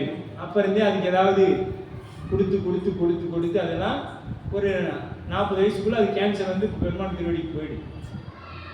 அதுக்கு என்ன கெமிக்கல்லாம் சேர்த்துக்கூடாது, அத்தனையும் சேர்த்து இருந்து போகுது. அது ஒன்றும் தப்பு இல்லையா? இப்போதான் ஐயாலாம் இருக்கிறாங்க, ஐயாட்ட நம்மளாம் பேசாம விட்டுறோமா என்ன? மதிக்கிறோம், நம்மளோட வயதில் மூத்தவங்க அப்படின்னு மதிக்கிறோம். அதுவும் அடியார் ஆகிட்டா சத்தியமாக சொல்கிறோம், அடியாரானவங்க தலைக்கு என்ன பண்ணக்கூடாது? கருமையை பூசக்கூடாது. ஏன்னா நாம பெருமானுக்கு வெண்ணை என்னத்துக்கு குடிக்கிறது? புனிதத்தை குடிக்குது. வெண்ணை என்னத்தை குடிக்குது? கைலாயத்தை பார்த்தோம்ல எப்படி இருக்குது? புண்ணியமெல்லாம் ஒன்று திரண்டார் போல வெண்மையா இருந்துச்சு. அன்னப்பறவையும் வெண்மையை விட அந்த கைலாயம் அப்படி வெண்மையா இருந்துச்சு. நாம என்னத்தான் பூசி மறைச்சாலும் எவன் நம்மளை விட்டுறவா போறோம். ராமாயணத்துல அவருக்கு தசரதனா ராமனோட அப்பா போட்டு, தசரதனுக்கு ஒரே ஒரு முடி காதோரத்தை நான் நரைச்சுதான். இனிமே பசங்கிட்ட கொடுத்துட்டு போயிடலாம்னு முடிவு பண்ணேன். ஏன்னா அவ்வளோதான், எவன் நமக்கு நோட்டீஸ் அனுப்பிட்டான். முதல் நோட்டீஸ் வந்துருச்சு. ஒரு முடி நரைச்சோன்னே என்ன ஆயிடுச்சு? முதல் நோட்டீஸ் வந்துருச்சு. அடுத்து இந்த 2 நோட்டீஸ் வரதுக்குள்ள என்ன பண்ணிடலாம்? இருக்கிறதெல்லாம் எல்லாரும் கொடுத்துட்டு நம்ம கிளம்பலாம்னு முடிவு பண்ணாங்க. நாம ஒரு முடி வந்தோடனே ரெடி பண்ணிடுறோம். என்னத்தை? ஆமா, அங்க அவர் நோட்டீஸ் கொடுத்தாருன்னு நினைக்க மாட்டேங்கிறோம். மஞ்சள் நோட்டீஸ் நமக்கு வந்துருச்சு, எச்சரிக்கை வந்துருச்சு, டேய் இனிமேட்டாச்சு என்ன நினை அப்படின்னு சொல்றாருன்னு நாம என்ன நினைக்க மாட்டேங்கிறோம், அதை சிந்திக்க மாட்டேங்கிறோம். அதை போட்டு மறைக்க பார்க்கணும். மறைச்சா எவனுக்கு தெரியாதான் என்ன? அவரு தர்மமே வடிவானவர். அதனால தான் அவருக்கு ஏமா தர்மராஜா, தர்மத்தை வாகனமாக கொண்டு வரக்கூடியவர். அப்படி இங்க அந்த மேகம் எப்படி கருமேகமாக இங்கு கூந்தல் வளர்ந்த அழகான அந்த மலையை கொடுக்கக்கூடிய கருமையை குறிக்கிறது. நாயன்மார் எதுக்கு உயிர்ந்தார்? இந்த கூந்தல்னால் தான் அவருக்கு உயிர்வு பெறுது. இந்த கூந்தல் தான் அவருக்கு. இந்த செலும்புவனத்தில் ஏற்றம் செய்தோம். எது? இந்த செலும்புவனத்தில் ஏற்றம் செய்தோம். எதனால? கூந்தலில் நின்று நீளம் செறிவு கருமை முதலிய புறத்தோற்றங்கள் பற்றி. இது பஞ்சவடிக்கு, அந்த முடியை பார்த்த மாத்திரத்துல இது பஞ்சவடிக்கு ஆம். அப்போ அவ்வளவு நீளமான கூந்தல், கருமையான கூந்தல். இன்னைக்கு நீளமா வந்தா நாம என்ன பண்ணிடுறோம்? தோலுக்கு கீழே போனா அதுக்கு ஒரு 5000 ரூபாய் காசு கொடுத்து நேராக வெட்டிக்கிறோம். அதுக்கு சும்மா இல்லைங்க, அதை வெட்டுறதுக்கு 5000 ரூபாய் காசு. அதுக்கு ஏதேனும் அருகாமையில் இருக்கக்கூடிய சிவாலயத்துக்கு நீங்க என்ன வாங்கி கொடுங்க, சாமி எனக்கு சீக்கிரமா இந்த முடியெல்லாம் கொட்டிட்டுனாச்சு. எத்தனை தீபம் இல்லாத ஆலயங்கள் இன்னைக்கு இருக்குது. சோழ நாட்டெல்லாம் போனா அவ்வளோ ஐயாலாம் வந்திருக்காங்க, யாசரி அவ்வளோ சிரமங்கள்ல ஆலயங்கள்லாம் இருக்கு. ஆனால் நாங்கள் ஒரு திருமணத்துக்கு அந்த மணவரைக்கு பின்னாடி போடுறோம் இல்லைங்களா, இங்கே வாங்க ஆலயத்தில் திருமணம் பண்ணுங்க, போய் 2 வாழை மரத்தை கட்டி அழகாக ஒரு ஃப்ளெக்ஸ் ஏதோ ஒரு போஸ்ட்டை வச்சு திருமணம் பண்ணிக்கணும். 1.25 லட்ச ரூபாங்க, 2 லட்ச ரூபா. ஐயா வேற அந்த பணியில் இருக்கிறாங்க. அந்த மாதிரி அதுக்கு செலவு செய்யணும். அந்த பணி செய்கிற அங்கே அவங்க ஊரில், நான் ஒன்றும் வேற ஊருக்கு நீங்களே ஆக்கி கொடுக்கவும் வேணாம். அந்த அன்னைக்கு அந்த மணவரையை அலங்காரம் பண்ணுற காசை அழகு அருகாமல், ஏன்னா அது அதிகபட்சம் ஒரு நாளைக்கு மேலே அது இருக்க போகிறதில்லை. என்றும் இருக்கக்கூடிய சிவபெருமானுடைய கோயில் உங்களுக்கு கட்டாயமாக ஒவ்வொருத்தரும் இருக்கக்கூடிய பகுதியில் ஒரு சிவாலயம் இருக்கும். அந்த சிவாலயத்திற்கு ஏதேனும் ஒரு பணிக்கு இந்த தொகையை நீங்கள் நேரடியாக நீங்களே பயன்படுத்தலாம். இப்போ என்னுடைய இதை அடியன் திருமணம் எனக்கு அதுக்காக சாமி வச்சுருந்தாருன்னா என்னுடைய மகனார் திருமணத்தை நான் அப்படித்தான் செய்யணும்னு நினைக்கிறேன். அவருக்கு அந்த மணவரை எல்லாம் பட்ஜெட் போடணும், போட்டுட்டு அந்த பட்ஜெட்டை கொண்டு வந்து சாமி எடுத்து ஒப்படைச்சிட்டு அவனுக்கு அவங்க தாலி கட்டி அப்படியே கூட்டிட்டு போவார். அது வரைக்கும் சாமி எனக்கு வச்சிருந்தாரு.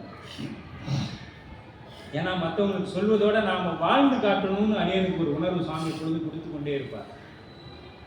அந்த மாதிரி நாம் என்னைக்கும் வாழணும் அப்படின்னு. இது நான் விளையாட்டுக்காக சொல்லலைங்க. ஒவ்வொருத்தரும் நாம் இன்னைக்கு நம்முடைய முடியை பராமரிக்க 500 ரூபாய் செலவு பண்ணுறோம். ஆனால் பெருமானுக்காக ஒரு 100 ரூபாய் சுவாமிக்குன்னு கொடுங்க, கோயிலுக்காக செய்யுங்க. ஏதாவது அருகாமை, நான் நஞ்சுண்டேஸ்வரிக்கே செய்யுங்க. ஒவ்வொருத்தரும் வாழக்கூடிய பகுதியில் அருகாமை ஒரு சிவாலயம் இருக்கு. முதல்ல அந்த சிவாலயத்தில் பூசை பண்ணுற அர்ச்சகர் எந்த நிலைமையில் இருக்கிறாருன்னு பாருங்க. அவருக்கு உதவு. அவர் நல்லா இருந்தால் தான் கோயிலை பராமரிக்க முடியும். இதெல்லாம் நாங்கள் சோழ நாட்டில் போகும்போது ஐயா ஒரு ரொம்ப அந்த அர்ச்சகர் வயிறு ஒட்டி போய் இருந்தது. வயிறு ஒட்டி போய் ரொம்ப ஒல்லியாக இருந்தார். எலும்பெல்லாம் தெரியுது, வயதானவர். அவர் சொன்னார், பிரதோஷத்துக்கு வர்றது தாங்க, நீங்கள் பிரதோஷத்துக்கு வேணால் ஏதாவது கொடுத்துட்டு போங்கன்னு சொன்னார். சாமி பிரதோஷத்துக்கு வேணாம், நீங்கள் முதல்ல உங்களுக்கு வச்சு நீங்கள் பார்த்துங்க, எனக்கு வேணாம், எங்கள் சாமி ஏதாவது ஒரு பக்கம் தருவார், சாமிக்கு ஏதாவது கொடுங்க அப்படின்னு நம்ம யாத்திரை போகிற பக்கம் சொல்கிறாங்க. இல்லைங்களா? அப்போ நம்ம முதல்ல அந்த பூசை பண்ணுறவங்களுக்கு நம்ம ஏதாவது செய்யணுங்க. இன்னைக்கு அது காழ்ப்புணர்ச்சியில் நிறையா நம்ம அடியார்கள் சிவாச்சாரிகளோட ஒத்து போகிறதில்லை. அவங்க இல்லைன்னா இன்னைக்கு நமக்கு இத்தனை சிவாலயங்கள் நமக்கு கிடைக்க போகிறதில்லை. இன்னைக்கு சோழ நாட்டில் தோன்றும் இடமெல்லாம் சிவலிங்கம் வருது. காரணம் என்ன? அவங்களுக்கு உரிய பராமரிப்பு நாம் அவங்களுக்கு செய்யலை. அந்த பூசை பண்ணுறவங்களுக்கு உரிய உபகரணங்கள் நம்ம ஓத்திரியமாக தான் இருந்திருக்கோம். அதனால் அவங்க விட்டுட்டு என்ன பண்ணிடுவாங்க, ஓடி போயிடுவோம். இந்த காலத்துக்கும் நாம் ஓத்திரியமாக இருக்கக்கூடாது. நாம் ஓத்திரியம் பண்ணாமல் இருந்தாலே அது அவங்களுக்கு பெரிய புண்ணியம், நமக்கு பெரிய புண்ணியம், அவங்களுக்கு பெரிய உபகாரமாக போயிடும். நாம் அவங்கள போய் ஓத்திரம் பண்ணாமல் இருந்தோம்னா அது அவங்களுக்கு பெரிய உதவியாக தெரியும். நீ உதவியே பண்ண வேண்டாம், எந்த ஓத்திரம் பண்ணாமல் இருந்தால் போதும். அது மாதிரி நம்ம அந்த ஒரு குறைஞ்சபட்சம் மற்ற செலவுகளை குறைங்க. நம்ம நிறைய சம்பாதிக்கணும்னு சொல்கிறோம். மற்ற செலவுகளை குறைத்து கொண்டு அதிலிருந்து ஒரு பகுதி சேக்குலார் சொன்ன மாதிரி நம்ம வருமானத்தில் 6ல் 1 பங்கு கொடுக்க வேண்டாம். 6ல் 1 மைக்ரான் அளவு கொடுப்போம். 1000 ரூபா சம்பாதிக்கிறோம்னா 10 ரூபா சாமிக்காக கொடுக்கும். அது சாமிக்கு நம்ம செலவு பண்ணுங்க. நேரடியாக நீங்களே பண்ணுங்க. விளக்கு எண்ணெய் வாங்கி போய் கொடுங்க. இல்லை ஒரு மாலை, ஒரு நாளைக்கு என்னைக்கு சாமி உங்களுக்கு ஒரு மாலை வேணும், அந்த கோயில் அடிச்சு நாமளா ஒரு நாளைக்கு வாங்கி போய் கொடுக்கக்கூடாது. அவர்கிட்ட போய் கேட்கணும், என்னைக்கு உங்களுக்கு என்ன வேணும், எது வேணும், என்கிட்ட ஒரு 50 ரூபா இருக்குது, இதை வச்சு நான் என்ன செஞ்சு தரேன் அப்படின்னு கேளுங்க. அது கட்டாயமாக அவங்களுக்கு பயனுள்ள நாளாக சொல்லுவாங்க, அதில் செய்து கொடுங்க. இதெல்லாம் நம்ம பழைய நடைமுறைக்கு கொண்டு வரணுங்க. நம்ம இன்னைக்கு 4 டீ குடிக்கிறோம்னா 1 டீ குடிச்சிக்கிட்டு 3 டீ குடிச்சிட்டு அந்த 1 டீ காசு எடுத்து வச்சு அந்த சாமிக்கு பயன்படுத்துங்க. நம்ம ஆலயத்தில் இதான் உங்களுக்கு பணிக்கு ஆகும். நான் பாருங்கள், ஒரு லைட் அமைஞ்சிருச்சு, நம்ம அங்கே போய் கேட்கணும் இல்லை, சாமி அந்த லைட்டுக்கு எவ்வளோ ஆகுங்க, நான் ஒரு தரேன், நான் எடுத்து வச்சிருக்கேன் அப்படின்னு சொல்லி நாமளாக கொடுக்கணும். மனம் உவந்து கொடுக்கணும், மனசங்கடத்தோடு கொடுக்கக்கூடாது. வந்தோம் கேட்டுட்டாரு, கோயிலுக்கு வந்தால் இவருக்கு இதே வேலையாக போச்சு, லைட்டை வாங்கி கொடு, பல்பு வாங்கி கொடு, எதையாவது கேட்டுகிட்டே இருக்கிறார் அப்படின்னு நாம் நினைக்கக்கூடாது. இப்போ இவர் பாருங்கள், அதெல்லாம் ஏன் இவ்வளோ தூரம் சொல்கிறேன்னா, இங்கே பாருங்கள் அவர் என்ன சொல்கிறாருன்னு, பஞ்சவடிக்கு அணங்கு இவள் தன் அஞ்சலி செய்த தொண்டனாரை பார்த்து இவர் அப்படியே கை கூப்பி நிற்கிறார். யாரு? மணமகள் விழுந்து வணங்குறாங்க, இவர் அப்படியே கை கூப்பி நிற்கிறாரு மாணக்கஞ்சாரர். அப்போ அவர் சொல்றாரு, அணங்கு இவள் தன் மயிர் நமக்கு பஞ்சவடிக்கு ஆம் என்றார், பரவ அடித்தளம் கொடுத்தார். இந்த வார்த்தை சொன்ன மாத்திரத்தில் அடுத்த பாட்டு சொன்னார். உடனே அந்த சுருகியை எடுக்கிறாரு, அந்த பெண்ணோட முடியை அடியிலிருந்து அப்படியே அறுத்துட்டு வர்றாரு. அந்த வார்த்தை வாயில இருக்கும் பொழுதே இங்க அடிக்கிறார். நாமளா இருந்தா, ஏசாமி இன்னைக்கு தான் வரணுமா, இன்னைக்கு தான் இது செய்யணுமா, ஏன் நாளைக்கு வந்து ஒத்துக்க மாட்டீங்களா, முதல்ல கொடுப்போமா? அவர் கேட்கவே இல்லைங்க. பஞ்சவடிக்கு ஆம். இதுக்கு இன்னொரு உதாரணம் சொன்னேன். நாம் ஒரு வீட்டுக்கு வரேன், இப்போ ஒருத்தர் வீட்டுக்கு போகிறோம், நம்ம கோயிலுக்கு ஒரு கொடுமனம் தேவைப்படுது. அவங்க வீட்டுக்கு ஒரு 25 கோடி உயரத்தில் நல்லா பிரம்மாண்டமாக ஒரு தேக்கு மரம் வளர்ந்து நிற்கிது. போய் பார்த்த மாத்திரத்தான் நம்ம சொல்கிறோம், இது நல்லா நம்ம கோயில் கொடிமரத்துக்கு ஆகும். இல்லைங்க, நான் இது வேற ஒரு சொல்லியிருக்கிறேங்க, நீங்கள் வேற அப்படின்னு நாம் என்ன சொல்லுவோம்? சொல்லிடுவோம் சொல்ல மாட்டோமா? சொல்லிடுவோம். அப்படி இல்லைன்னா மரக்கடை கார்த்தி கேட்குறாங்க, என்ன ரேட் வருதோ அதுலேருந்து ஒரு 1000 ரூபா கம்மியாக கொடுத்து நீங்கள் எடுத்துங்க. இது நானாக இருந்தாலும் அதுதாங்க செய்வேன். நான் ஒன்றும் இதுக்காக சொல்லலை. எடுத்தோன்னே ஆஹா நம்ம சாமிக்கு போதேன்னு நினச்சிட மாட்டோம். இவ்வளோ காலமாக எங்கள் தாத்தா காலத்துலேருந்து வளர்ந்துச்சிங்க, அதனால் மரக்கடையில் கேட்போம், கூட்டிகிட்டு வந்து மற்றவங்களுக்கு என்னவோ அதோட 1000 ரூபா குறைச்சிட்டு இருந்தேன். இதுதான் நாம் சொல்லுவோம். ஆனால் இவர் என்ன சொன்னார்? பஞ்சவடிக்கு ஆம். அந்த வார்த்தை அங்கே வாயில திருவாயில நிற்கும் பொழுதே பாருங்க, அருள் செய்த மொழி கேளா. இங்க அவர் கேட்கவே இல்லைங்க. அருள் செய்த மொழி கேளா, அடல் சுரிகை தனை உருவி பொருள் செய்தாம் எனப் பெற்றேன் எனக் கொண்டு பூங்கொடிதன் இருள் செய்த கருங்குந்தல் அடியில் அறிந்து எதிர் நின்ற மருள் செய்த பிறப்பறுப்பார் மலர்கரத்தின் இடை நீட்ட. பாருங்க, நாம ஒரு கொடி மரத்துக்கு மரத்தை தர மாட்டேங்கிறோம். அவரு இந்த பெண் எப்படிப்பட்டவங்க, என்ன பண்றாங்க, திருமணத்திற்கு அங்க மாப்பிள்ளை வந்துட்டு இருக்கிறாரு, ஏயர்வன் கழிக்காமனா அப்படியே வந்து கொண்டு இருக்கிறாங்க. இங்க திருமணம் என்ன, பெண் அலங்காரம் பண்ணி இருக்காங்கன்னா என்ன அர்த்தம், அதுக்குரிய முகூர்த்த நேரம்லாம் நெருங்கிருச்சு. அப்படி இருக்கும் பட்சத்தில் சுவாமி என்ன பண்றாங்க, அப்படியே அந்த சுருகி பாருங்க, உடனே அழகு செய் மொழி கேளா, சேக்கிலா சொல்ற அந்த மொழியை அவர் கேட்கறீங்க. பஞ்சவடிக்கு அப்படின்னு சொன்ன அந்த வார்த்தை முடியல. அந்த பஞ்சவடிக்கு அப்படிங்கிற வார்த்தை முடியவே இல்லை. இவர் காது கேளா அடல் சுருகியை உருவி உடனே, ஏன் சேனாதிபதி, அதனால அவங்க அப்ப அந்த வாளை வைத்திருப்பாங்க, இப்பொழுது தற்பாதுகாப்புக்காக வைத்துக் கொண்டிருப்பாங்க. அந்த சுருகை வாளை உருவி, எப்படி கண்ணப்பர் சுருகியை எடுத்துட்டான அந்த பண்டிகை ரெண்டா பிளந்தார். அவரு காட்டுக்கு ராஜா, அவரு ரெண்டா பிளந்தார். அடுத்தது இவரு சுருகை வாளை உருவி என்ன பண்ணாரு, அந்த கூந்தலை அடியோடு பாருங்க, அப்படி சொல்றாரு பாருங்க, இரு பொருள் செய்தார் எனப் பெற்றேன் எனக்கொண்டு பூங்கொழிதன் இருள் சேர் கருங்கூந்தல் அடியில் அறிந்து எதிர் நின்ற மருள் செய்த பிறப்பறுப்பார் மரகடத்தின் இடை நீட்ட. அடுத்தது ஐயா கொஞ்சம் அமைதியா இருங்க, ஐயா கொஞ்சம் அமைதியா இருங்க.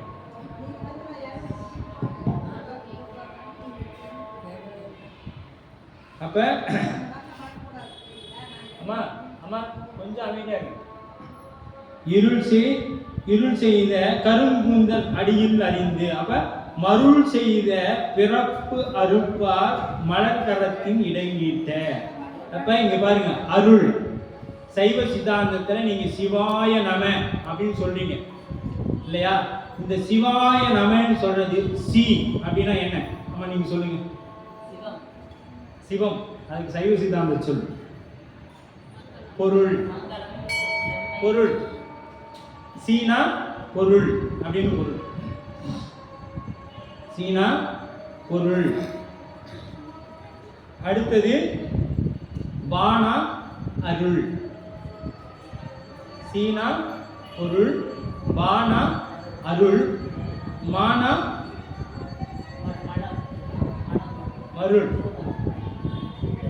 மருள். சரிங்களா? எதுங்கம்மா? ஆமா, யா வந்து ஆன்மா, திரோதானம். அதான் இப்ப இதுல வந்து சொல்லுவாங்க அருள் பொருள் இருள் மருள். அருள் பொருள் இருள் மருள் அப்படின்னு சொல்லப்படுது.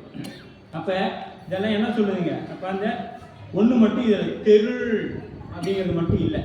இது இல்லை, தெருள் அப்படிங்கிறது ஆன்மா அப்படின்னு பொருள். தெருள்னா தான் ஆன்மா.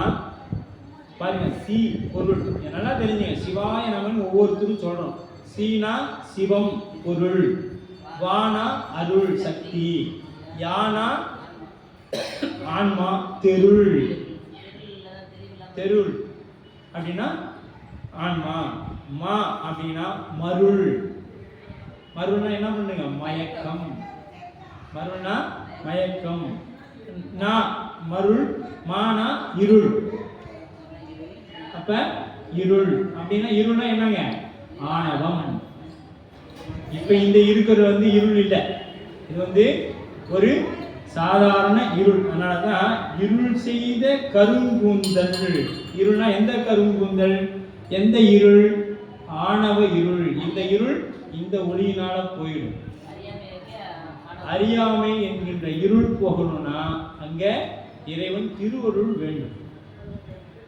அப்ப இந்த அறியாமை என்கின்ற ஆணவம் இல்லாத போயிடுமா அப்படின்னு கேட்டா, இல்லாம என்னைக்குமே போகாது. என்னைக்கு சிவம் இருக்குதோ அன்னைக்கு ஆணவமும் இருந்தது, ஐந்தெழுத்தும் இருந்தது, ஆன்மாவும் இருந்தது. இதெல்லாம் எப்பொழுதும் இருந்து கொண்டே இருக்கக்கூடிய பொருள். சரிங்களா?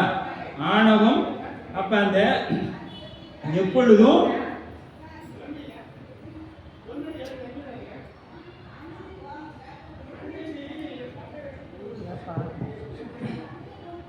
எப்பொழுதும் இருந்து கொண்டே இருக்கும். அந்த ஆணவம் நம்ம இடத்துல ஒடுங்கணும்னா என்ன இருக்கணும்? யான் எனது நம்ம இடத்துல சுத்தமா இல்லாம இருக்கணும். அது இல்லாம இருந்தா மட்டும்தான் நம்ம இடத்துல என்ன இருக்காது? திருவருள் நமக்கு கிட்டும். எழுது ஓங்கி மன்னிக்கணும் மருள் சேர்ந்த பிறப்பு அறுப்பார். இந்த மருள்னா என்ன? ஆணவம் சேர்ந்த இந்த பிறப்பு அறுப்பார் மரக்காலத்தில் நீட்டினார். இப்ப நம்ம பிறப்பு அறுக்கிறது யார்கிட்ட இருக்குது? சிவபெருமான்கிட்ட தான் இருக்குது. சிவபெருமான் இடத்துலதான் நம்முடைய பிறப்பை அறுக்கக்கூடியது இருக்கு. இருசேர் கருங்கூந்தல் அடியில் அறிந்து எதிர் நின்ற அந்த இருள் ஆணவங்கிற இருள் சேர்ந்த கருங்கூந்தல் ஆணவம் இருள் அப்படியே அடி அடி அறிந்து எதிர் நின்ற மருள் செய்த பிறப்பு அறுப்பார். நம்முடைய பிறப்பு அறுக்கணும்னா என்ன பண்ணும்? ஆணவமாகிய அந்த மருள் செய்த பிறப்பு அறுப்பார். மணக்காலத்தில் அந்த சிவபெருமான் காலத்தில் அவர் கரம் பட்டதுனாதான் நமக்கு நீங்கும். அதுதான் ஸ்பரிச்ச தீட்சை இல்லையா?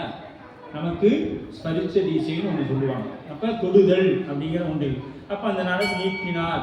வாங்குவார் போல் நின்ற மறையவர் பொருளாம் என அவர் மறைந்து பாங்கில் மலைவள்ளி உடன் பழைய மலவிடை ஏறி ஓங்கிய விண்மிசை வந்தார். ஒளிவிண்மின் நிலம் நெருங்க துங்கிய பொன்மலர் மாறி தொழும்பர் தொழுதி எதிர்வெழுந்தார். பாருங்க, வாங்குவார் போல் நின்ற மறைபொருளாம் அவர் மறைந்து. வாங்குவார் அவர் அவருக்கு தேவையா? ஆமா, வாங்குவாரா? அவர் வாங்க மாட்டார். அதனால அவர் வாங்குவார் போல் நின்ற மறைபொருளாம். இந்த மறைபொருளாம் அப்படின்னா மறைகளுக்கெல்லாம் பொருளாக இருக்கக்கூடியவன், தன்னுடைய உண்மை நிலையை மறைத்து வந்தவன். தன்னுடைய உண்மை நிலையை மறைத்து வந்தவர் அவர் யாரு? மறைந்த பாங்கின் மலை வள்ளி உடன் பழைய மலவிடை ஏறி. இங்க பாருங்க, மலவிடை எது?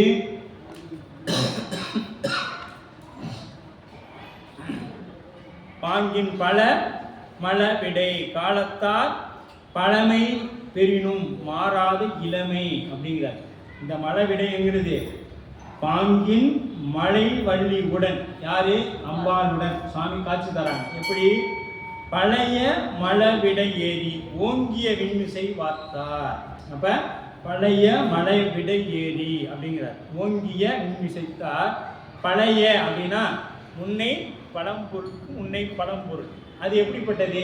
புதுமையானது, இளமையானது. அது சொன்னோம் இல்லையா?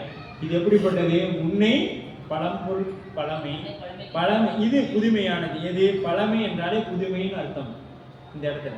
அப்ப மலவிடை ஏகி ஓங்கிய விண்மிசை வந்தார். அப்படியே சுவாமி எப்படி இருக்கிறாரு? வானத்தில் இருக்கிறார்.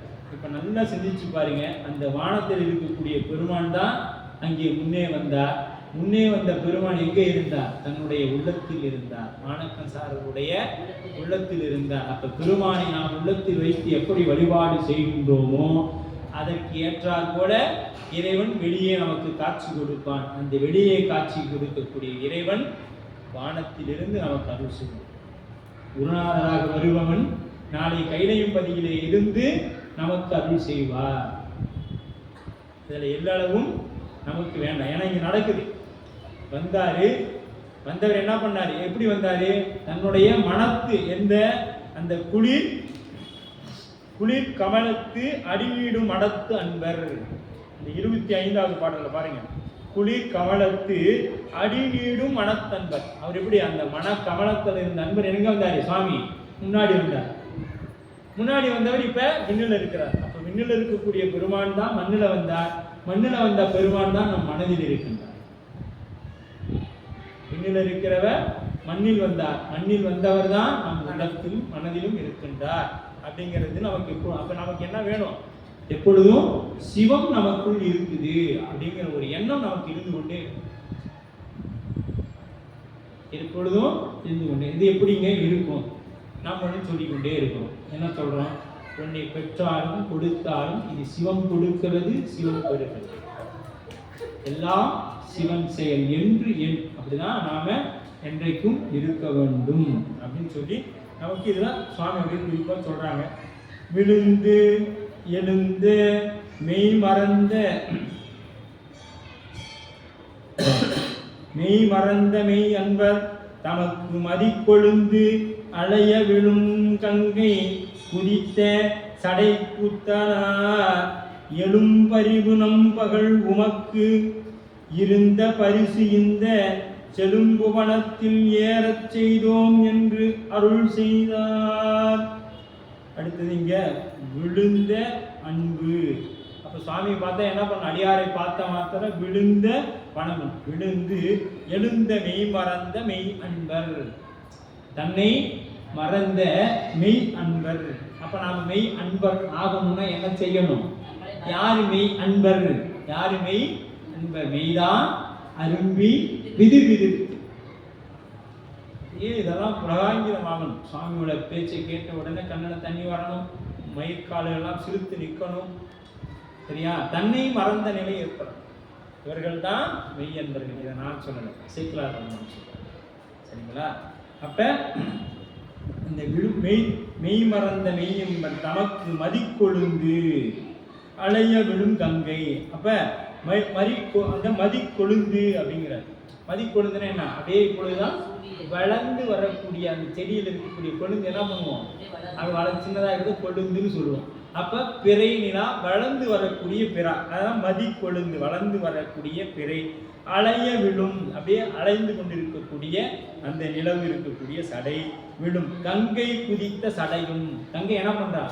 1000 முகத்தினோடு வந்தா. அவன் அப்படியே எப்படி குதிச்சிருப்பான் நினைச்சு பாருங்க. அந்த ஜடாமுடி, நாம் இங்கிருந்து ஒரு மனிதனை 24 மணி நேரம் ஒவ்வொரு சொட்டா நம்ம தலையில் இருந்துச்சுன்னா நம்ம இறந்துருவோம். ஆனால் நம்ம சாமிக்கு ஒவ்வொரு சொட்டா விழுந்து கொண்டே தான் இருக்கும். நம்ம ஒரு சொட்டு தண்ணிக்கே இப்படின்னா சுவாமியோட கங்கை எவ்வளோ வந்து ஊற்றிருப்பான், எப்படி தாங்கியிருப்பான். சிந்திக்கணும். இதெல்லாம் நம்ம சுவாமி எவ்வளவு பெரியவர்களுக்கு இதெல்லாம் ஒரு எடுத்துக்காட்டு. அந்த ஜடாமுடி எப்படி இருந்திருக்கும், அதில் எவ்வளோ கங்கை தீர்த்தம் வந்து விழுந்திருக்கும், அந்த எப்படிங்க தாங்கி. அன்பு இருந்தா இதெல்லாம் நினைச்சு நம்ம கதறி கதறி அழக வேண்டாமா? பெருமானே, உங்களுடைய அந்த திருமுடி எவ்வளவு வலிமை பெற்றிருக்கும், அது எவ்வளவு தண்ணியை தாங்கி வச்சிருக்குது அப்படின்னு நமக்கு ஒரு அன்பு ஏற்பட வேண்டாம்? நமக்குலாம் சுட்டு போட்டாலும் வராது, எனக்கு வராதுங்க. உங்களுக்கு எப்படி?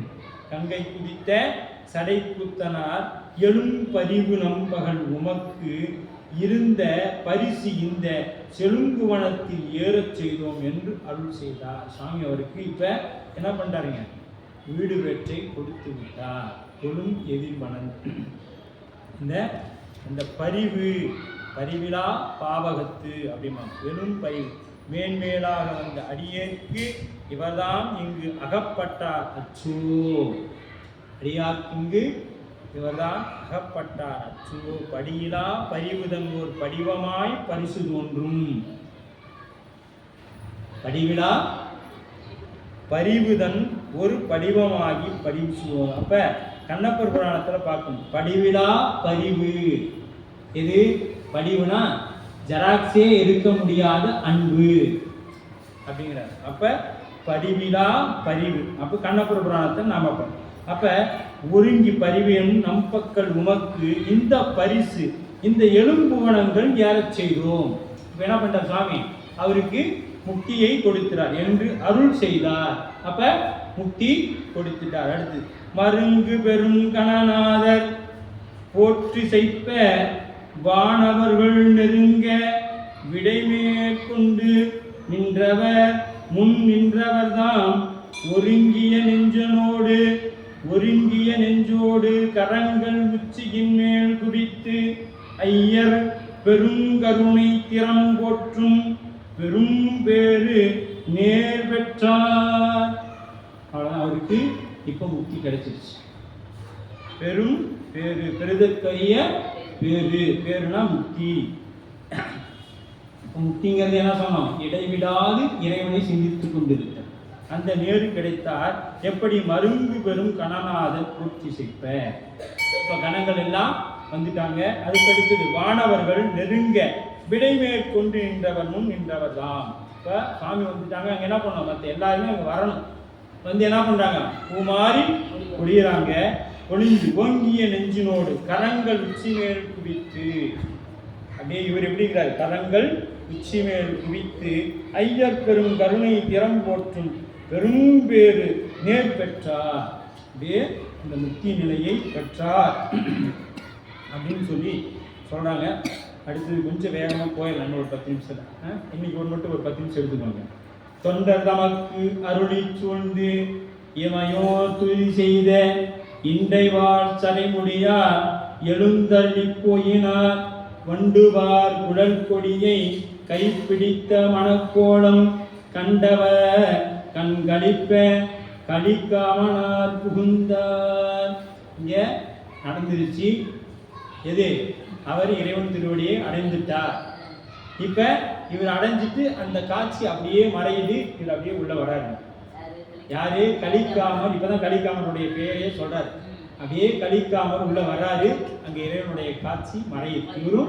இவர் யாருங்க, மாணிக்கஞ்சாரனும் இந்த உடலோட அப்படியே ஆன்மா மறையுது, இறைவனும் மறையறான். அப்படியே இவர் உள்ள வர்றார். இந்த காட்சி அப்படியே இது அங்க நடந்துக்கிட்டு எல்லாம் அங்க இருந்தவங்க எல்லாம் பாக்குறாங்க. திருமண கோலத்துல இருந்தவங்க, மண்டபத்துல இருந்தவங்க எல்லாம் இதை பாக்குறாங்க.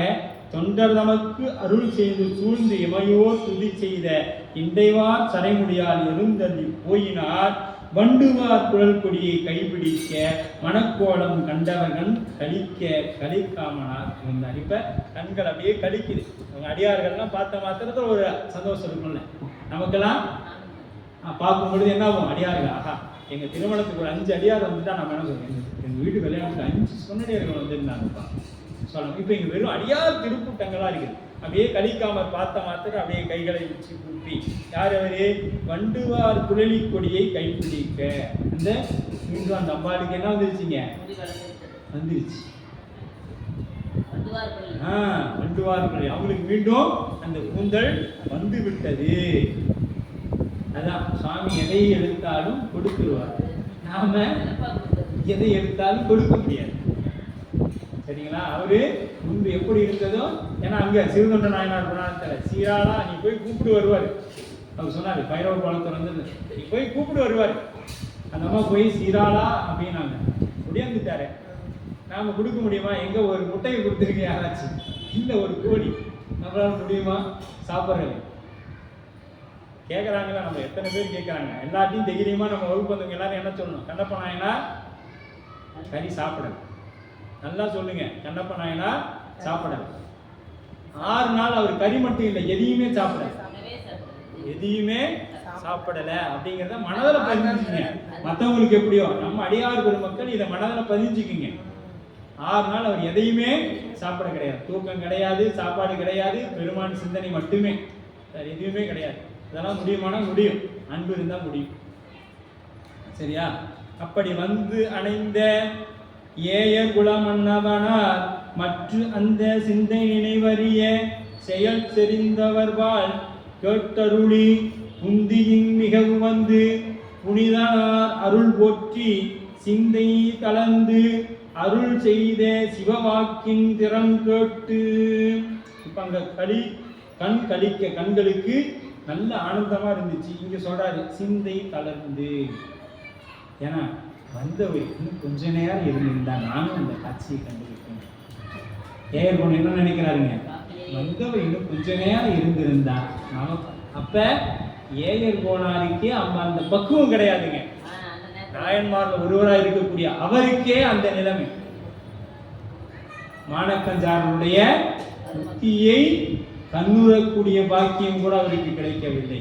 அது ஒருவேளை அவர் வந்து நடந்திருந்தா அந்த புண்ணியம் எல்லாம், அந்த பெயர் எல்லாம் ஏர்கொன் கலிக்காமனாருக்கு போயிருக்கும், மாணக்கஞ்சாரனுக்கு கிடைச்சது. அதனால பெருமான் என்ன பண்ணாரு, அவருடைய பெருமையை உலகுக்கு காட்ட வேண்டும் என்பதற்காகவே முன்னமே தன்னிடத்தை அழைத்து கொண்டார். அப்ப வந்தடைந்த ஏர்கொன் மன்னன் மற்ற அந்த சிந்தை நினைவு அறிய செயல் செறிந்தவர் வாழ் கேட்கிறார். செயல் செறிந்தவர் வாழ் கேட்டாங்க. யார்கிட்ட கேட்கணும், சிவபெருமானை பத்தி யார்கிட்ட கேட்கணும், அதை பற்றி தெரிந்தவர்கள் தான். ஆகமம், திருமுறைகள், சித்தாந்தம் அது தெரிந்தவர்களிடத்துல தான் நாம் அதை கேட்கணும்.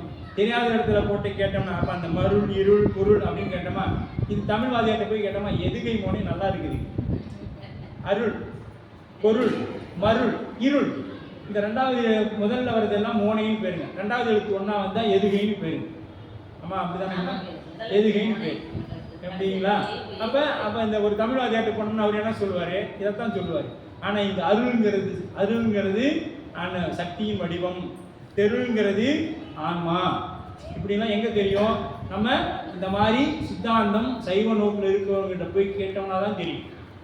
இல்லைன்னா நமக்கு மேலோட்டமாக அதில் பொருள் என்னென்னா அந்த அப்படியே நம்ம மேலோட்டமாக சொல்லிட்டு போயிடும். அருள், பொருள், இருள், மருள் அப்படின்னு. ரெண்டாவது எல்லாமே மோனை நல்லா இருக்குதுப்பா அப்படின்னு சொல்லிட்டு பாரு இதுதான் மோனைக்கு இலக்கணத்துக்கு எடுத்துக்காட்டு சொல்லிட்டு போயிடுவோம்.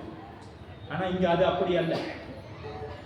அருள்னா என்ன, பொருள்னா என்னன்னு நமக்கு சுவாமி சொல்கிறாங்க. அப்படி மனம் தளரும் இடர் நீக்கி வானவர் நாயகர் அருளால் புனைந்த மலர் குழல் பெற்ற பூங்கொடியை மனம் புணர்ந்து தனம் பொழிந்து பெருவதுவை உலகெல்லாம் தலை சிறப்ப இனம் பெருக்க தம்முடைய எயில் மூதூர் சென்று அணைந்தார். இப்போ மனம் தளர்ந்து இடர் நீக்கி அங்கே ஒரு தளர்வு ஏற்பட்டுச்சு, நாம பார்க்க முடியல, யாருக்குமே இருக்குங்க. இப்போ முதல் சொன்னது தான், உங்கள் வீட்டுக்கு முதல்வர் வந்துட்டாரு, நம்ம வர போயிட்டு நிறைய வந்து ஒரு புகைப்படம் எடுத்துருக்கலாமே, விட்டுட்டோமே. இது சாதாரண ஒரு புகைப்படத்துக்கே நமக்கு இப்படி நிலைமை இருக்கும். இங்கே பெருமானே வந்துட்டு போயிட்டாரு, எப்படி இருந்திருக்கும் அவருக்கு?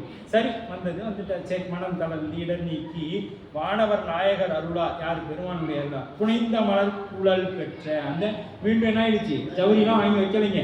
உடனே போய் அந்த அம்மா ஜவுரிலாம் ஒரு 5000 ரூபாய்க்குலாம் வாங்கி வந்து வைக்கல.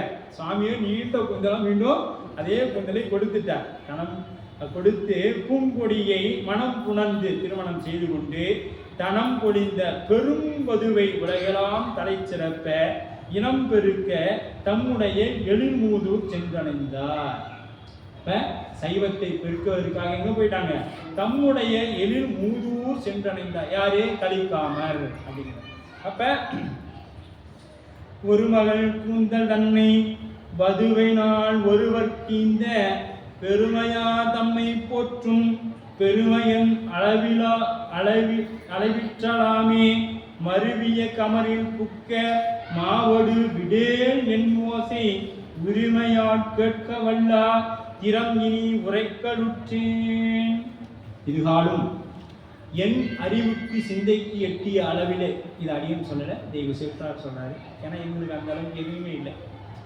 அது சொல்றார், ஒரு குந்தல் அப்படி பெருமை என் அளவின்றதோ, இவரோட பெருமை என்னுடைய அளவுக்கு தான் நான் சொல்லியிருக்கேன், என்னுடைய அளவுக்கு தான் சொல்லியிருக்கிறேன். அவருக்கு பெருமை இன்னும் நிறைய இருக்கிறது என்ற அளவிலே இன்றைய வகுப்பானது நிறைவு. ஏன்னா நம்முடைய தெய்வ சேக்கிழார் பெருமான் ஒரு நாயன்மாருடைய புராணத்தை முடிக்கும் பொழுது அடுத்த நாயன்மாரை தொடங்கி தான் முடிப்பாங்க. அந்த அளவில் நாம் இந்த இறுதி பாடலை அடுத்த வகுப்பில் வச்சு சிந்திச்சுட்டு அப்படியே அடுத்தது அறிவாத்தாய நாயனாருடைய புராணத்தை அடுத்த ஞாயிற்றுக்கிழமை சிந்திக்க இருக்கின்றோம். அதுக்கு அடுத்தது நமக்கு அநேகமாக காவடி வந்துடும் நினைக்கிறோம், அதுக்கு அடுத்த வாரம். அந்த அளவில் அப்புறம் மீண்டும் விடுமுறை கொடுத்து அந்த வகுப்பை சிந்திக்க முற்படலாம். என்றும் இன்பம் பெரும் இயல்பினால் ஒன்று காதலித்து உள்ளமும் ஓங்கிட ஒன்றுடார் அடியார் வருவான் புகழ் என்றெங்கும் நிலவி உலகிலா வான்முகில்களார் வீக மலிவளம் சுரக்க மன்னன் போன்முறை அரசு செய்க குறைவிலா உயிர்கள் வாழ்க நான் வரை அன்பது போகுக நற்றவம் வெள்ளி மல்க மேன்மைகள் சைவ நீதி விளங்குக மேன்மைகள் சைவ நீதி மேன்மைகள் சைவ நீதி பார்வதி பதையே என்னாளுடைய சிவனி பொற்றி ஏனும் பத்துரையந்தாய் பொற்றி தாவாய் கனகத்திரணி பொற்றி அருள் தரும் தேவகியுடையவர் தன்னிழந்திருக்கிற பெருமான் திருவடிகள் தெய்வ சேக்கிழார் பெருமான் திருவடிகள் என்கிறான். ஞானப்பஞ்சாரநாயனார் திருவடிகள் என்கிறான். நேயர்கோள் கலிக்காம நாயனார் திருவடிகள் என்கிறான். அறிவாட்ட நாயனார் திருவடிகள். திருச்சிற்றம்பலம்.